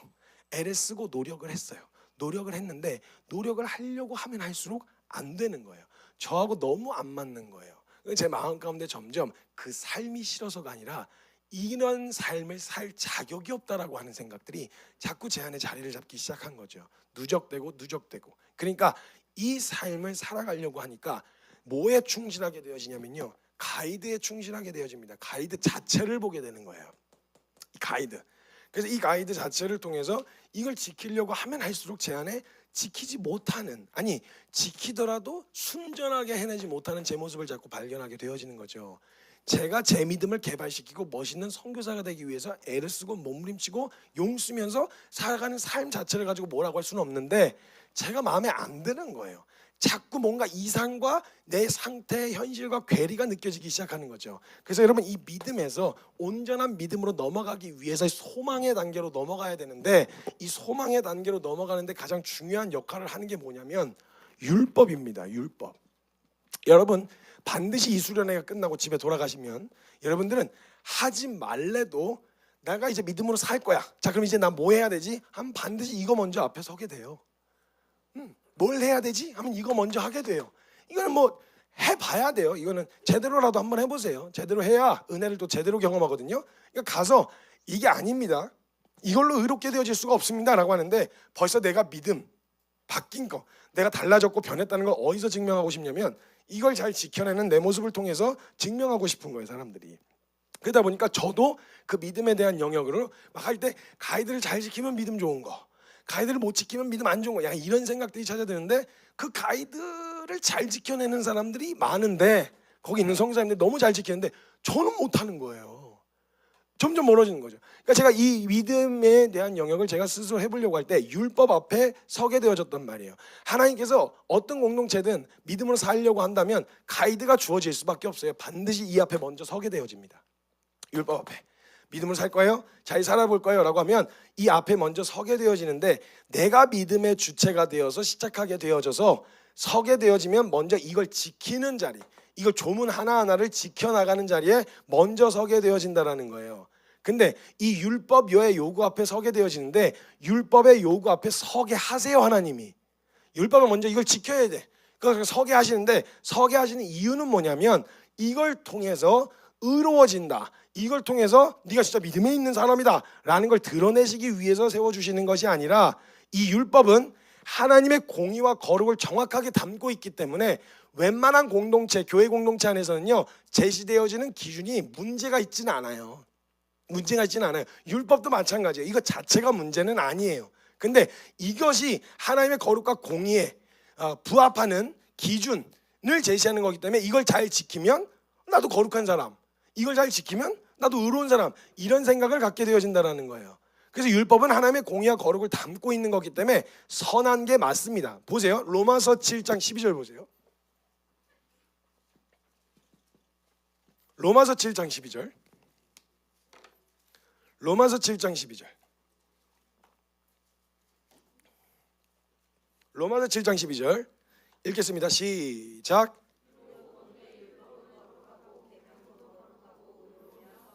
네, 바울이 봤는데 지켰을 때 율법 자체에 문제가 있었으면 이건 잘못됐다, 이거는 완전히 폐해야 된다, 이렇게 얘기를 했을 거란 말이에요. 근데 지켜보니까 다른 게 율법에 문제가 있는 게 아니야, 내게 문제가 있는 거지. 율법 자체는 의로우며 거룩하며 선한 게 맞다고 이야기하는 거예요. 근데 내가 믿음의 주체가 돼서 살아보려고 하면 제가 그랬던 것처럼 선교사는 이렇게 살아야 돼, 믿음의 사람은 이렇게 살아야 돼 라고 하는 부분들이 전부 다 율법에서 제시하는 내용들이에요.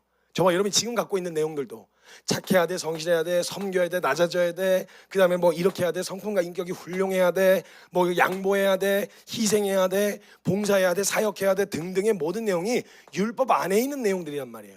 그래서 여러분이 믿음으로 살려고 나가시면요, 제일 먼저 이 앞에, 요구 앞에 서게 되어진다는 거예요. 지켜야지. 이 요구 앞에 먼저 서게 되어지는 거죠.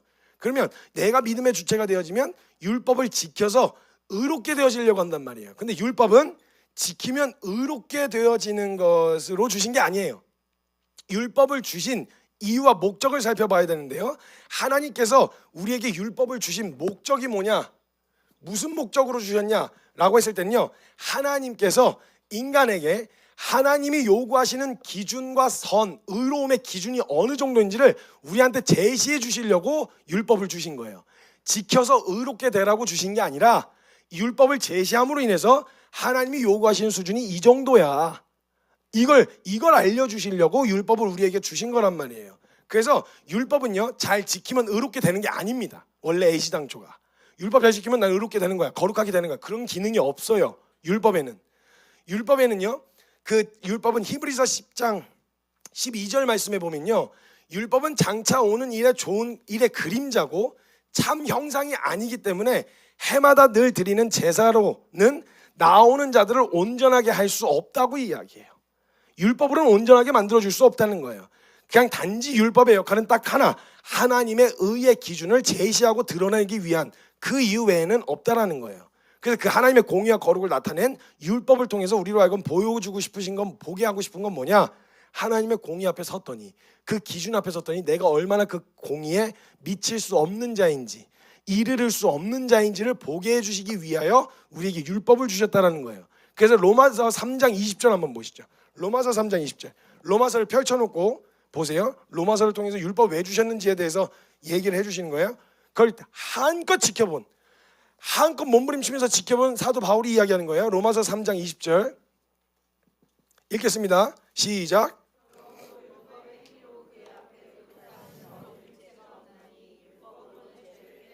네, 율법 자체를 주어줌으로 인해서 하나님이 얼마나 높은 기준을 제시하시는지를 보고 율법을 통해서 내가 얼마나 죄인인지, 내가 얼마나 그것에 미칠 수 없는 존재인지를 드러내시기 위하여 주셨다는 거예요. 율법을 주신 이유가. 자, 이게 요 한 절에서만 이야기하는 게 아니에요. 5장 13절 한번 보시죠. 로마서 5장 13절. 로마서 5장 13절.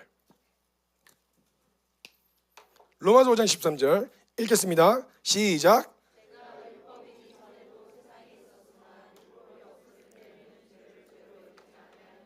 죄를 드러내기 위한 거라는 거예요. 만약 도둑질하지 말라는 기준이 없으면 남에게 훔쳐가는 게 죄인 줄 모르잖아요. 근데 도둑질하지 말라라고 하는 공의의 기준이 세워지니까 도둑질이구나, 잘못됐구나, 이게 드러나게 되어진다는 거죠. 이걸 그 얘기를 하는 거예요. 로마서 5장 20절 5장 20절 보시죠. 읽겠습니다. 시작.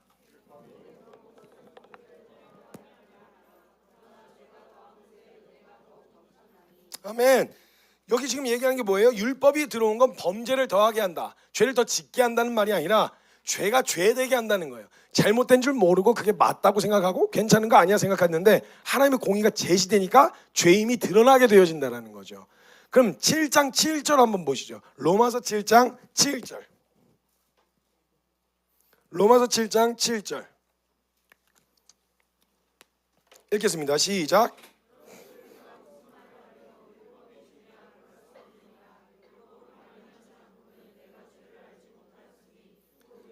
탐내지 말라 하지 아니하였다면 내가 탐심을 알지 못하였으리라. 네, 지금 한결같이 율법에 대해서 이야기하는 게 뭐예요? 율법의 목적은 이걸 지켜서 의롭게 될 수 있다가 아니라 이걸 지키려고 하면 할수록 내가 얼마나 죄인인지가 드러난다는 거예요. 우리가 죄인인지가 드러나야 그리스도의 은혜가 은혜되어지죠. 그러니까 그리스도의 은혜를 은혜되게 하시려면 선명하고 분명한 기준을 우리에게 제시해 주셨어야 했단 말이죠. 그래서 구약에 먼저 이스라엘 백성에게 율법을 제시함으로 인해서 너희가 너희 노력으로 최선을 다해서 이루고자 했을 때 절대 이룰 수 없는 의라는 걸 알려주셔야 하나님이 은혜로 주신 의가 은혜인 줄 알게 되어지잖아요. 그런 목적으로 율법을 우리에게 주셨던 거라였다는 거죠. 그래서 우리가 하나님의 거룩과 공의 앞에서 얼마나 합당하지 않은 존재인지를 드러내신다라는 말은 우리가 존재적 죄인이라고 말씀하시는 거고, 즉 복음이 필요한 존재, 예수 그리스도의 도움이 필요한 존재라는 걸 알게 하신다는 거예요. 그래서 갈라디아서 3장 24절 보세요. 갈라디아서 3장 24절. 갈라디아서 3장 24절. 갈라디아서 3장 24절 읽겠습니다. 갈라디아서 3장 24절 시작.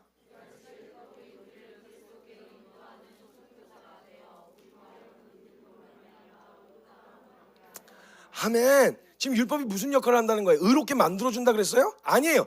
율법이 누구에게로 인도하는? 그리스도에게로 인도하는, 너가 그리스도의 은혜가 필요한 죄인이라는 걸 알게 해줘서 그리스도가 필요한 존재라는 걸 알아야 그분 앞에 나아갈 거 아니에요. 그러니까 그리스도에게로 인도하는 초등교사가 되어진대요. 초등교사가 되어져서 우리로 하여금 이건 내가 이룰 수 있는 게 아니라 믿음으로 말미암아 의롭게 한다는 것을 얻게 하려 하심이라. 율법을 주신 이유가 이렇다라는 거예요. 그럼 율법의 목적이 이러했다면요, 이 율법이 나타내는 거룩과 공의의 기준 앞에 서고 나면요, 잘 지키려고 하면 할수록, 여러분이 믿음으로 살아보려고 나가서 잘 지켜보려고 하면 할수록 깨닫게 되어지는 건 뭐냐?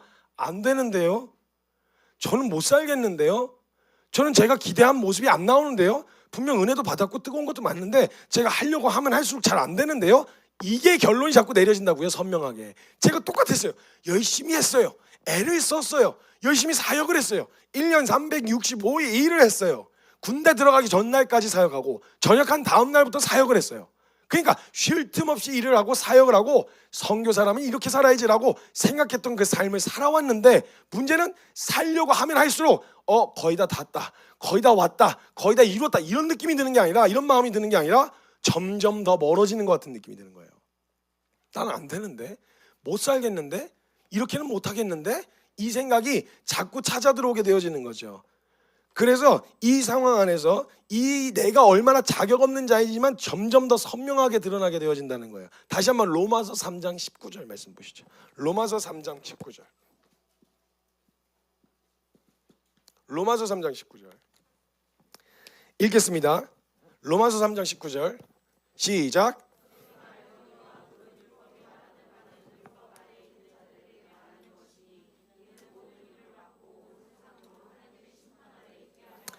하면 지금 뭐라고 얘기하냐면, 율법이 말하는 바는 율법 아래, 즉 우리를 말하는 거예요. 율법 아래 있는 자들에게 말하는 것이니 너희 모든 입을 막고 해봐. 해봤더니 너가 이거 노력해서 이룰 수 있나 해봐. 안 되네요. 입을 막는 거예요. 변명거리가 없어요. 저는 안 돼요. 저는 못해요. 입을 막아버리는 거예요. 그리고 나는 하나님의 심판을 받을 수밖에 없는, 내 노력으로는 벗어날 수 없는 심판 아래에 있는 존재라는 걸 드러내신다라는 거예요. 심판 아래에 있게 하려 하십니다. 그래서 율법이 제시하는 거룩의 기준과 공의의 기준을 나는 절대 충족시킬 수가 없다. 이게 내가 믿음으로 살아보겠다고, 내가 주체가 된 믿음으로 율법 앞에 섰을 때 깨닫게 되어지는 거예요. 그래서 제가 10년 만에 그렇게 몸부림치다가 깨닫게 된 게, 나는 선교사로서 자격이 없다. 선교사는 그만둬 놓고 크리스찬으로도 자격이 없다. 이게 제 결론이었어요. 그렇게 애를 썼는데, 그렇게 노력을 했는데 그 내려진 결론이 그게 다였어요. 이것이 내가 주체가 된 믿음으로 율법 앞에 섰을 때 깨닫게 되어지는 거예요. 만약에 여러분 율법을 통해서 의롭게 될 수 있는, 내가 이걸 지켜서 의롭게 될 수 있는 거면, 그럼 예수님이 왜 죽어요? 예수님 죽을 이유가 뭐가 있어요? 이거 하면 되잖아요. 우리가 열심히 노력해서. 그 말이 갈라디아서 2장 21절에 적혀 있어요. 갈라디아서 2장 21절. 갈라디아서 2장 21절. 갈라디아서 2장 21절.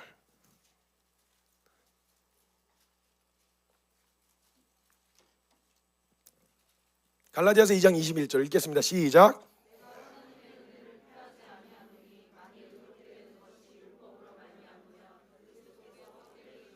헛되이 죽으셨느니라. 율법으로 지켜서 잘 될 수 있는 거면 지가 알아서 하지, 예수님이 왜 오시냐고요. 헛되이 죽으셨느냐 얘기하는 거예요. 그럼 갈라디아서 3장 21절에서 23절 한번 보세요. 갈라디아서 3장 21절에서 23절 읽겠습니다. 시작. 반대되는 것이냐? 결코 그럴 수 없느니라. 만일 능히 살게 하는 율법을 주셨더라면 의가 반드시 율법으로 말미암았으리라. 그러나 성경이 모든 것을 죄 아래 가두었으니 이는 예수 그리스도를 믿음으로 말미암는 약속을 믿는 자들에게 주려 하심이라. 믿음이 오기 전에는 우리는 율법 아래에 매인 바 되고 계시될 믿음의 때까지 갇혔느니라 이야기한단 말이에요. 자, 율법이 하나님의 약속하고, 그럼 이거 온전하기도 못하는데 그걸 왜 지키라 그래요? 문제 있는 거 아닙니까? 아니야, 그건 아니야. 율법의 역할은 의롭게 만들어주는 데 있는 게 아니라, 이것을 통해서 모든 성경이 말하는 게, 율법 아래에 있는 모든 자들이 너희는 너희의 힘으로선 죄에서 벗어날 수가 없다라는 것을 율법이 그 높은 기준을 제시해 줌으로 인해서 못 가겠는데요. 절대 안 되겠는데요. 이걸 통해서 예수 그리스도를 믿는 믿음으로 말미암는 약속을 예수 그리스도가 주시겠다고 하는 그 의의를 소망할 때까지 기다리게 하신다는 거예요. 율법이 그런 역할이라는 거예요. 죄를 죄되게 하는 역할, 내가 죄인이라는 사실을 드러내는 거. 이 율법이 율법 아래 메인바 되는 거예요. 이 율법이 요구하는 모든 기준들이 있거든요. 거룩해야 돼, 의로워야 돼. 의로운 자는 어떻게 사는 줄 알아? 이렇게 살아. 거룩한 사람은 어떻게 사는지 알아? 이렇게 살아. 진짜 의롭고 깨끗한 사람, 순결한 건 어떤 건 줄 알아? 이런 거야 라고 하는 그 요구들을 한번 지켜보세요. 지켜보세요. 아니 생각만 해보세요. 아니 뭐 행위까지 그렇게 안 하더라도 음란한 생각을 하지 말아보세요. 돼요? 이게 됩니까? 성경에서는 그게 같은 거거든요. 살인이나 그 다음에 분노나 같은 살인으로 보시는 거거든요. 거룩과 의는 이 정도의 수준이다고 율법이 제시하거든요. 조건을 거는 거예요. 거룩하고 싶어? 거룩은 이 정도야. 너 안에 분노마저도 살인으로 보시는 분이야. 그게 하나님의 공의의 기준이야. 충족시킬 수 있겠어요 이거? 안 되죠. 못한단 말이에요. 그러니까 이 모든 요구는 사실 딱 받아보고 나면요, 처음엔 지킬 수 있을 것 같아서 해보다가 원래 의미를 알고 나면요 안 되는 건데, 이건 절대 불가능한데 이걸 알게 되어지는 거예요. 그럼 이 모든 요구를 여기서 요구하는 그 모든 요구는 딱 한 분만 충족이 가능해요. 누구겠어요? 예수님. 그래서 예수님이어야 했던 거예요. 다른 누가 구원자가 될 수가 없었어요. 하나님이 요구하시는 그 공의와 거룩과 의로움의 기준을 충족시킬 수 있는, 죄에 대하여 대신 짊어질 뿐만 아니라 그 모든 조건을 충족시킬 수 있는 대상이 있다면 그건 예수님밖에 없었어요. 그래서 예수님이어야만 했던 거예요. 그래서 방금 얘기했던 것처럼 갈라디아서 말씀처럼 율법이 우리를 그리스도에게로 인도하는 초등교사가 되었다고 이야기하는 거예요. 그러면 믿음의 주체가 내가 돼서는 절대 이 믿음의 삶을 살아낼 수가 없고, 이 믿음의 주체가 어디로 넘어가야 되냐? 이 율법의 모든 요구를 이루실 수 있는 예수 그리스도에게로 넘어가야 된다는 이야기란 말이죠. 믿음에 넘어가야 된다는 거예요. 나로서는 이 삶을 살아낼 수 없다는 결론, 이게 바로 믿음의 주체가 나에게서부터 예수 그리스도에게로 넘어가는 가장 중요한 전제예요. 나는 믿음으로 살 수가 없다. 나는 하나님이 요구하시는 의에 스스로 이르를 수가 없다. 나는 스스로 거룩할 수 없다. 이 결론을 발견하셨다면 여러분, 이건 진짜 은혜예요. 제가 이 코스를 이야기하는 이유는 뭐냐면요, 저와 여러분이 가끔은 나 아무리 해도 안 되는데 이게 실패라고 생각하는 사람들이 있단 말이에요. 저도 그게 실패인 줄 알았어요. 제 인생이 끝인 줄 알았어요. 근데 그게 실패가 아니라 가장 하나님의 완전한 믿음을 선물로 주시기 위한 하나님의 손 안에, 과정 안에 있었다는 걸 알게 됐다고요. 여러분, 그거 실패 아니에요. 이때 그 결론과 나는 믿음으로 살 수 없다는 명확한 결론이 내려진 그때야말로, 와, 이제서야 주님이 나를 위해서 이루어 놓으신 그 일들이 펼쳐질 때가 된 거예요. 그렇기 때문에 여러분, 절대 거기서 절망하시면 안 돼요. 제가 이 코스를 이야기하는, 그냥 결론만 이야기하면 되는데 이 코스를 이야기하는 이유는 뭐냐? 여러분, 해보시면 반드시 내려질 결론이에요. 조금만 열심히 해보세요. 최선을 다해보세요. 지켜보려고, 옳은 걸, 선한 걸 선택해보려고 해보세요. 절대 안 돼요. 그걸 안 된다는 걸 해보면 해볼수록, 내가 주체가 되어서 해보면 해볼수록 안 된다는 걸 발견하면요, 발견해서 깨닫게 되지만 이건 나로서는 불가능하다, 나는 안 된다라는 결론을 얻게 되어지는데, 이건 온전한 믿음으로 가기 위한 필수 코스예요. 필수 코스. 여러분, 거룩은 절대 내가 이루어낼 수 있는 영역이 아니에요. 여러분, 성경에서 거룩이란 말을 카도시라고 하는데요, 카도시라고 하는 말을 쓸 때 이게 카도시인데 거룩이라고 하는 단어거든요. 근데 이 거룩이라는 단어가 성경에서 되게 많은 부분 수동태로 쓰여졌어요. 이게 무슨 말이냐면 거룩하게 되어지니에요. 거룩하라라고 하는 명령은 나 스스로 거룩할 수 있는 게 아니라 거룩하게 하시는 하나님 앞으로 나오라는 명령이에요. 거룩하게 되어진 수동태예요. 수동태. 그러니까 이 영역 안에서 우리가 생각할 때 내가 몸부림치고 내가 그걸 하면 할수록 안 된다, 불가능하다, 이건 믿음의 주체가 나로서 살아보려고 했기 때문이에요. 내가 이걸 이루어 보겠다, 이 의에 이르러 보겠다 했기 때문에 안 되는 거예요. 이 율법 앞에서 서서 확실하게 알 수 있는 건 할 수 있다는 자신감이 아니라 이 삶은 나로서는 절대 불가능하다는 처절한 절망이에요. 근데 여러분, 이 절망은 반드시 찍혀야 됩니다. 도장이 찍혀야 돼요. 이 코스로 인도하실 거예요. 사단은 이거 절망 못하게 하거든요. 왜냐면 절망하면 전적으로 붙들게 되거든요. 그러니까 절망 못하게 해요. 아니야, 다시 해봐, 괜찮아, 아니야, 문제없어, 괜찮아, 이런 식으로 자꾸 이 절망의 자리에 나로서는 안 된다는 걸 인정하지 못하게 만드는 거예요. 그래서 계속 열심히 노력하게 해요. 그래서 사역도 하게 해요. 열심히 최선을 다하게 해요. 그 다음에 번아웃 오는 거예요. 번아웃 와버리는 거예요. 해도 안 되니까. 나에 대한 완전한 절망이 없다면요, 되게 하시는, 가능하게 하시는 주님을 향한 기대와 소망은 절대 품을 수 없어요. 그러면 우리에게 가장 영광이 되는 그 부르심을 따라가려면 어떻게 되냐면요, 여러분, 뱁새가 황새 따라가요, 못 따라가요? 못 따라가요. 따라가려고 그러면 어떻게 돼요? 가랑이가 찢어져요. 그럼 찢어지면 따라갈 수 있어요? 못 따라가요. 찢어져도 못 따라가요. 근데 저는 뱁새 입장에서 황새이신 주님을 따라가야 된다는 입장인데, 따라갈 수 있는 방법이 없나 연구를 시작했어요. 그러다가 제가 뱁새인 제가 황새이신 예수 그리스도, 비교하기는 좀 그렇지만 따라갈 수 있는 방법이 있겠다 싶었어요. 제가 그 방법을 찾아냈어요. 연구 결과가 나왔어요. 뱁새가 황새를 따라갈 수 있는 방법이 있어요. 뭐냐? 뱁새가 황새 위에 올라타는 거예요. 황새 위에 올라타는 그런 단순한 거 같잖아요. 단순하고 되게 심플한 거 같잖아요. 아니에요. 뱁새가 황새 위에 올라타려면 한 가지 결정을 해야 돼요. 그건 뱁새로서의 삶을 포기해야 돼요. 그래야 황새 위에 올라탈 수 있어요. 그럼 황새가 나는 높이에서 황새가 나는 속도로 날아갈 수 있게 되어지겠죠. 예수 그리스도의 삶은요, 그리스도인의 삶은요, 예수 그리스도가 사셔야 돼요. 나는 못 살아내요. 내 안에서 그리스도가 직접 그 삶을 살아내셔야 돼요. 그래서 주도권이 넘어가야 된다 이 말이에요. 제가 드린 말씀, 그 믿음으로 사는 삶이 불가능하다 말하는 게 아니라 나 혼자 누구의 도움 없이 하나님이 요구하시는 그 의로움에는 이르를 수가 없다는 이야기인 거고, 이걸 이룰 수 있는, 의에 이룰 수 있는 유일한 길이 누구예요? 예수 그리스도. 이분께 주도권이 넘어가야, 내 삶의 모든 주도권이 넘어가야, 그래야 그분이 내 안에서 그분으로서 그리스도의 삶을 직접 살아내셔야, 그래야 그리스도인의 삶이 가능해진다 이 말인 거예요.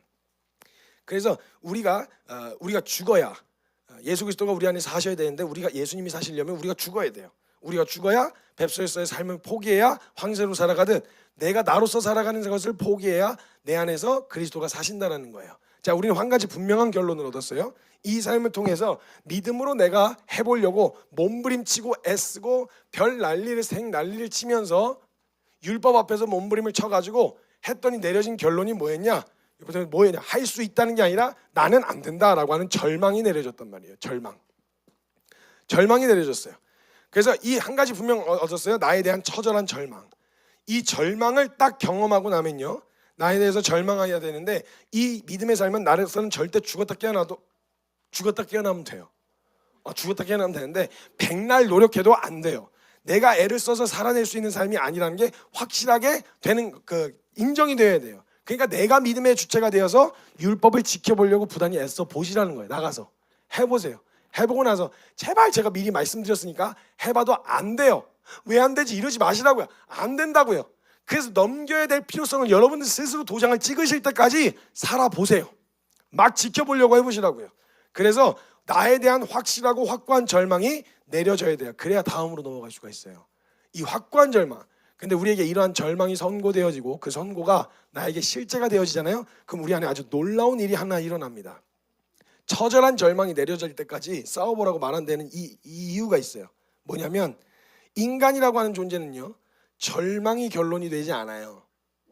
사람에겐 절대 절망으로 끝이 나지 않거든요. 무슨 말이냐면요, 다른 말로 하면 이게 사람이 절망스러운 상황과 죽음의 앞에 앞두게 되어지면요, 사람 안에 이해할 수 없는 어마어마한 에너지가 발동을 하는데, 뭐냐면 이게 생존 본능이에요. 살고자 하는 욕망이에요. 살고자 하는 욕구가 확 치고 올라요. 그래서 여러분, 물에 빠져서 나 죽으려고 물에 빠져도요, 허우적거려요. 왜냐면 살려고 하는 게 본능적으로 나오거든요. 그러니까 절망했을 때 사람이 진짜 확실하게 절망하잖아요. 그냥 낙심한 정도, 나 몰라, 하고 싶지도 않고 아무것도 아니고, 이거 그냥 낙심한 정도인데요, 사람이 진짜 깊이 절망하잖아요. 이러면요, 사람 절대 절망 안 끝나요. 살고 싶은 생존 본능이 발동을 합니다. 생존 본능. 모든 사람에게 있는 거예요. 생존 본능. 이 생존 본능은 살고자 하는 소망이 생긴다는 거예요. 살고 싶다. 그래서 내가 주체가 된 믿음의 결론을 제대로 한번 부딪혀봐서 확실하게 절망하잖아요. 확실하게 절망하면 안 해, 안 할 거야, 때려쳐, 이런 말 안 나와요. 어떻게 되냐면, 사도 바울처럼 오라 나는 공고한 사람이야, 누가 나 좀 살려줘요, 이렇게 되는 거예요. 누가 나 좀 건져줘요. 나 어떻게 해야 돼요? 제대로 해봤는데 제대로 안 해보면 다음 게 있으니까, 한 수가 남아있으니까 그런 여유가 나오거든요. 근데 진짜 남은 수 하나도 없이 진짜 불가능하다는 게 인정되잖아요. 그러면 나 좀 살려줘요. 나 어떻게 해야 돼요? 나 뭘 어떻게 해야 돼요? 그래서 제가 첫날 말씀드렸던 거예요. 부자 청년이 율법 앞에서 율법 제대로 지켰더라면 절대, 뭘 더 해볼까요? 나 다 지켰는데요? 이런 얘기 안 나온다고요. 절대 안 돼요. 사도 바울이 안 된다고 얘기했잖아요. 제대로 지켰으면 그 말 안 나와요. 그럼 그걸 제대로 지켜본 사람이라면 엎어져서 어떻게 구했었냐면, 저 좀 살려주세요. 뭐라도 할게요. 저 좀 살려주세요. 이렇게 엎어졌을 거라고요. 근데 뻗대고 나온 거 보니까 너 율법 제대로 지킨 거 아니야. 다시 가라. 이렇게 되어진 상황이었단 말이에요. 부자 청년의 상황도. 그러니까 이 생존 본능이라는 게 나타나게 되어지는데요, 내가 이루어 보려고 막 시도하고 부딪혀 보면 주님도 이걸 허락하세요. 하도록. 왜냐하면 이게 인정돼야 절망을 하거든요. 확실하게 절망하거든요. 해봐. 그래서 사도 바울도 냅두신 거예요. 한껏 하다가 그 끝에 가서 네가 핍박하는 예수다, 한 방에 뒤집어지는 거예요. 한 방에. 절망 내려질 때까지 시도하게 하시는 거예요. 그래서 두세요. 그래서 이것을 시도를 억지로 수정하려고 안 하신단 말이에요. 그래서 이 상황을 통해서 율법으로서 막 씨름하고 하는데, 이것 때문에 어떤 일이 생기느냐, 놀라운 일이 일어나는데, 히브리서 7장 18절에서 19절 한번 보시죠. 히브리서 7장 18절에서 19절.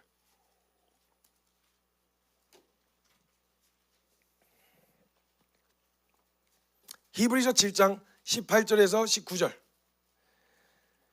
읽겠습니다. 히브리서 7장 18절에서 19절 읽겠습니다. 시작.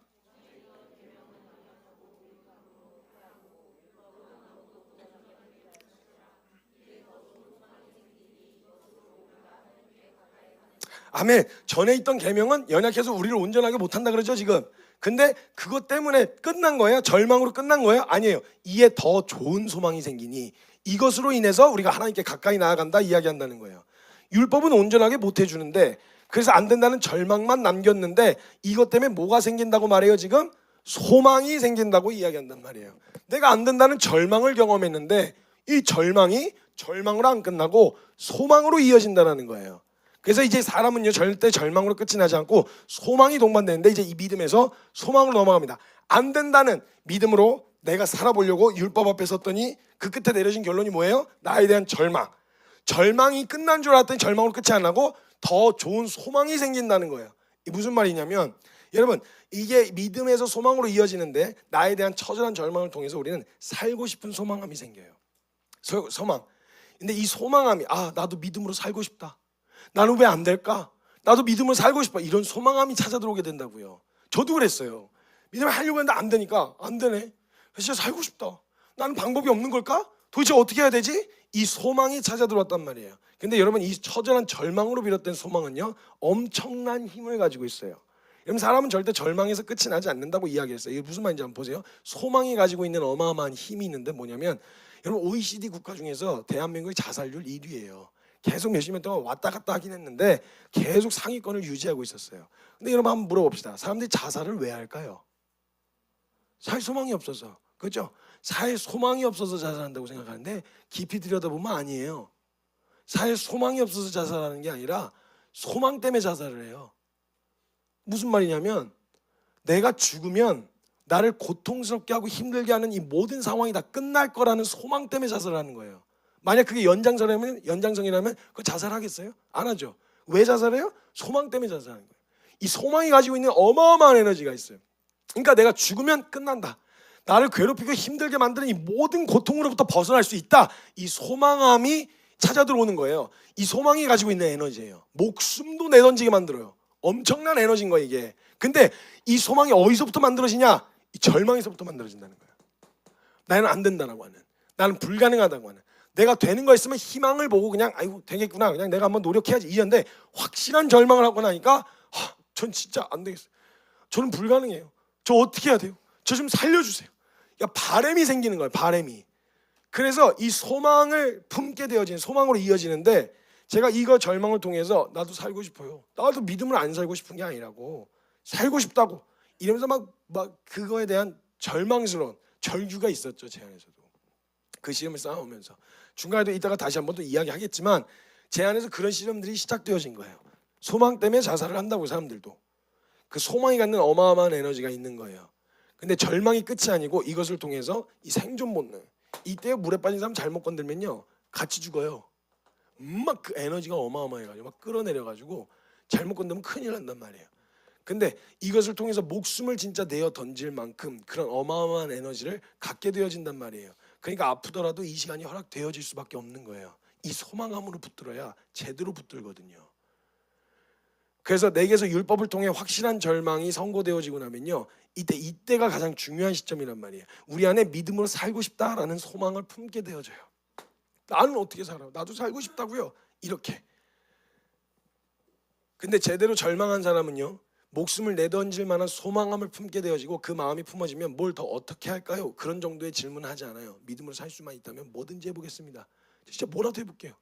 안 되는 거야. 될 것 같으니까 어설프게 걸쳐 있는데 진짜 너 안 돼. 너 율법에 요구는 너 의롭게 될 수 없어. 그러면 안 되잖아요. 그러면 안 되잖아요. 저 뭐 어떻게 해야 되는데요? 이렇게 매달리게 되어진다는 거예요. 이런 소망이 만약에 여러분 생각해 보세요. 이 소망함을 품은 상태로 이 소망함이 가지고 있는 어마어마한 에너지로 예수님 만나버리면 어떻게 될 것 같으세요? 인생 다 내던질 만한 어마어마한 에너지가 있는데 이게 그 에너지로 예수님 만나면 무슨 일이 날 것 같으세요? 뒤집어져요. 그래서 복음 제대로 만나면 뒤집어지는 건 이상한 게 아니라 당연한 거예요. 당연한 거. 그러니까 어설프게 걸쳐 있으니까 뭐 예수님 만나도 그만 안 만나도 그만인데요. 해오다가 확실한 절망 내려지고 나면요, 절망 끝에 저 어떻게 해야 되는데요? 근데 예수님이 딱 제시됐다 이러면요, 전부로 붙들어요. 전부로 붙들게 되어진다고요. 막을 길이 없어지는 거예요.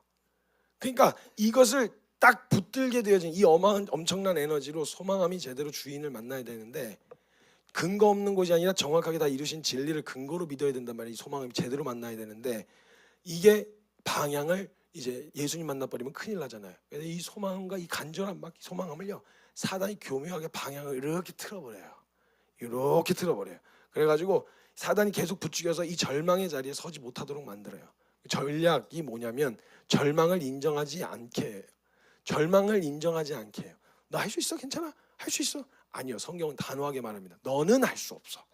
너는 안 돼. 너로서는 의로워질 수가 없어. 이게 성경의 결론입니다. 그래서 사단은 절망을 인정하지 못하게 해요. 그래서 이런저런 시도들로 계속 다시 향하게 만드는 거예요. 두 번째는 제풀에 죽어서 지쳐 나가 떨어지게 만들어요.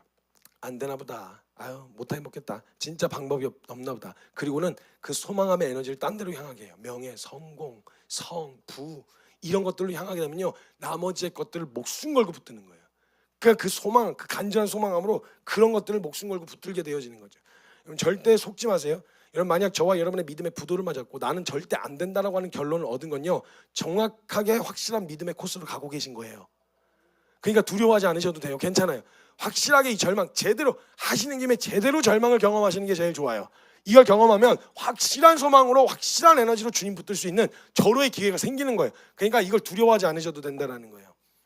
우리부터 시작된 믿음이 부도를 맞았어야 한 것이고 절망했어야 되는 일이란 말이에요. 잘 가고 있는 게 맞아요. 그럼 우리가 사단의 속임에 속지 않고 우리의 처절한 절망으로 비롯된 소망, 이 소망이 믿음으로 살고 싶다 이런 소망함으로 모든 방해를 뛰어넘고 예수 그리스도를 딱 만나게 되어졌을 때, 내가 해보려고 했었던 믿음은 율법 앞에 서서 율법 앞에서 너는 안 돼 이런 진단을 받고 절망을 해가지고 나는 안 되는구나. 그렇지만 어떻게 이렇게 하면 난 진짜 죽는 건데, 영원히 주님하고 끊어지는 건데 이렇게는 안 돼. 나 어떻게 해야 돼요? 나 살려주세요. 나도 믿음을 살고 싶어요. 이 소망함을 품게 되었는데 이 소망함이 예수님을 만나버리잖아요. 그럼 무슨 일이 일어나는 줄 아세요? 그건 다음 시간에 하면 안 되겠죠? 이것만 마무리할게요. 그러면 이것만 마무리할게요. 이 어마어마한 에너지로 예수님을 만나게 되면요, 그럼 갑자기 내가 짠 하고 바뀐다더니 막 주님 막 뭐 어떻게 해주니, 이게 아니에요.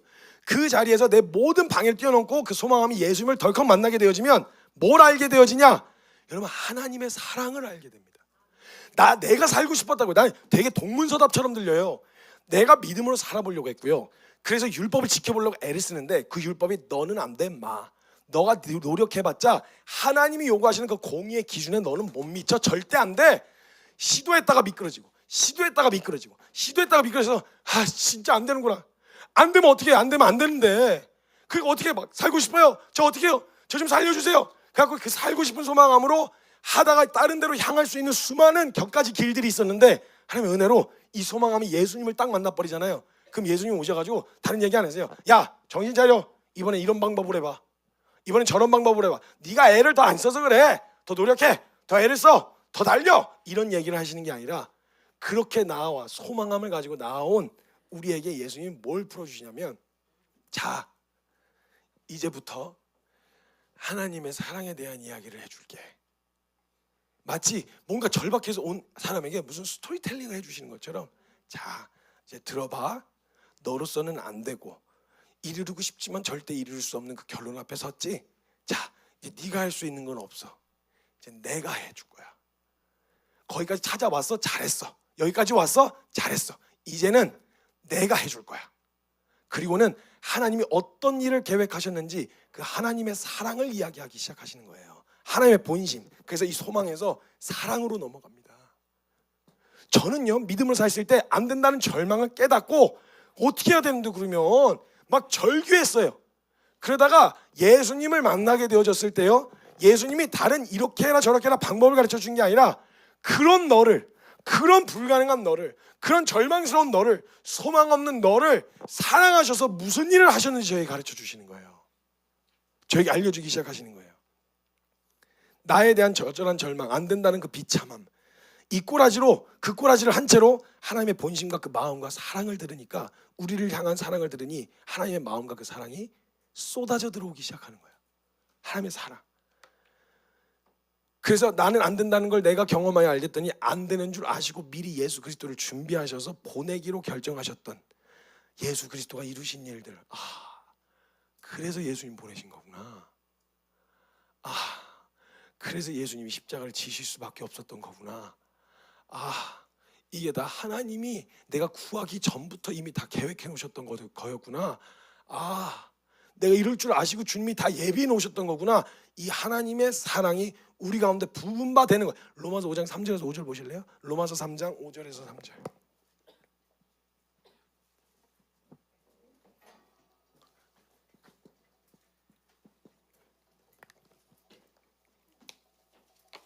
로마서 5장 3절에서 5절 읽겠습니다. 시작. 다만 이뿐 아니라 우리가 환난 중에도 즐거워하나니 이는 환난은 인내를, 인내는 연단을, 연단은 소망을 이루는 줄 알미로다. 소망이 우리를 부끄럽게 하지 아니함은 우리에게 주신 성령으로 말미암아 하나님의 사랑이 우리 마음에 부은 바 됨이니. 아멘. 우리 안에 소망이 우리를 부끄럽게 하지 아니하는 것은 우리에게 주신 성령으로 말미암아 하나님의 사랑이 우리 마음 가운데 부은 바 된다. 쏟아져 부어져 들어오는 거예요. 그제서야 은혜가 은혜 되기 시작하는 거예요. 여러분, 이 절망 없으면 은혜는 은혜 안 돼요. 왜냐면 내가 된다고 생각하거든요. 내가 조금이라도 노력하면, 더 노력하고 애쓰면 될 수 있다는 가능성이 남아있는 사람한테는요, 그리스도가 대신 죽었다는 말이 은혜가 안 돼요.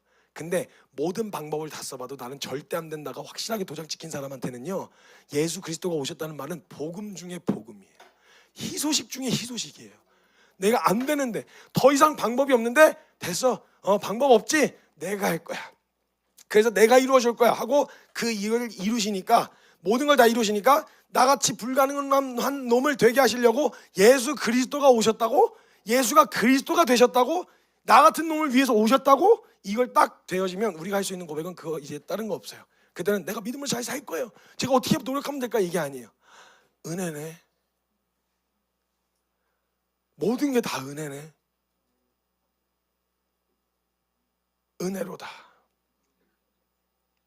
그래서 고린도전서 15장에 사도 바울이 이야기하는 거예요. 내가 나의 나 된 것은 오직 하나님의 은혜로 된 것이니 내게 주신 그 은혜가 헛되지 아니하여 내가 다른 모든 사도들보다 더 많이 수고하였으나 그건 내가 한 것이 아니요 날 붙드신 하나님의 은혜로다.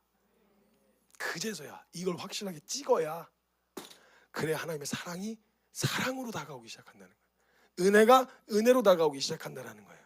그래서 내 실상을 제대로 직면하게 되어지면요, 직면하는 길이 사는 길이고요, 하나님의 마음을 알 수 있는 시작이 되어지는 거예요. 그래서 이것을 확실하게 알게 하시기 위해서 주님이 우리를 인도하시는 거죠. 성경에 보면 요한복음 3장에 보면요, 우리가 잘 아는 요한복음 3장 16절, 성경 66권을 압축해서 한 구절로 뽑으라면 요한복음 3장 16절 이야기하죠. 그거 많은 사람들 앞에서 이야기하신 거 아니에요. 니고데모라고 하는 한 사람 앞에서 이야기하신 거거든요. 그가 소망함이 있었어요. 율법사였어요. 아주 존경받던 인물이었어요. 근데 그 안에 끊이지 않는 고민이 있는 거예요. 나 율법을 지키고 살아보려고 몸부림치는데 안 돼요. 저 어떻게 하면 영생을 얻을 수 있습니까? 너 거듭나지 않으면 안 된다. 그게 무슨 말인가요? 무슨 말인지 하나도 모르겠어요. 너 율법 선생이라면서 그것도 모르느냐? 이러면서 엄청 혼내요. 그 사실 나이가 니고데모보다 어렸거든요, 예수님이. 그거 좀 아셨어야 되는데 이게 너무 영원히 사시다가 갑자기 육체를 오셔가지고 너무 이제 위아래 없이 갑자기 막 이렇게 들이대셨죠. 이 니고데모가 얼마나 겸손했는지 그걸 받아요. 그래갖고 그럼 어떻게 해야 되는데요? 그럼 어머니 뱃속에 들어갔다 나와야 돼요? 뭔 소리 하는 거야 지금 너? 정신 차려. 내가 무슨 뱃속에 그거 갖고는 안 돼. 거듭나지 않으면 안 된다. 도대체 이해가 안 되네. 근데 그 안에 소망감이 있었단 말이에요. 니고데모 안에. 어떻게 해야 돼요? 저는 안 된다고요.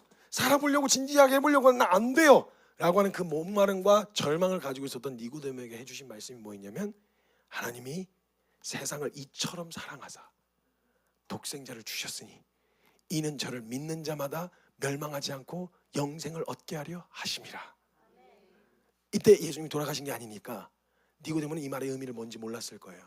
근데 자기로서는 절대 율법을 지켜도 안 된다는 결론 앞에 섰는데, 그런 내가 안 된다는 걸 아시고 하나님이 나를 사랑하셔서 하나밖에 없는 아들 이 땅에 보내셔서 내가 이루었어야 하는데 이루지 못했을 그 의를 나 대신해서 예수 그리스도를 잡아서 그 의가 나의 의가 되게 해주신 이 은혜를 준비해놓고 계셨다? 그러면 예수 왔다는 게 은혜인 거예요. 하나님 감사합니다. 모든 게 하나님의 은혜입니다.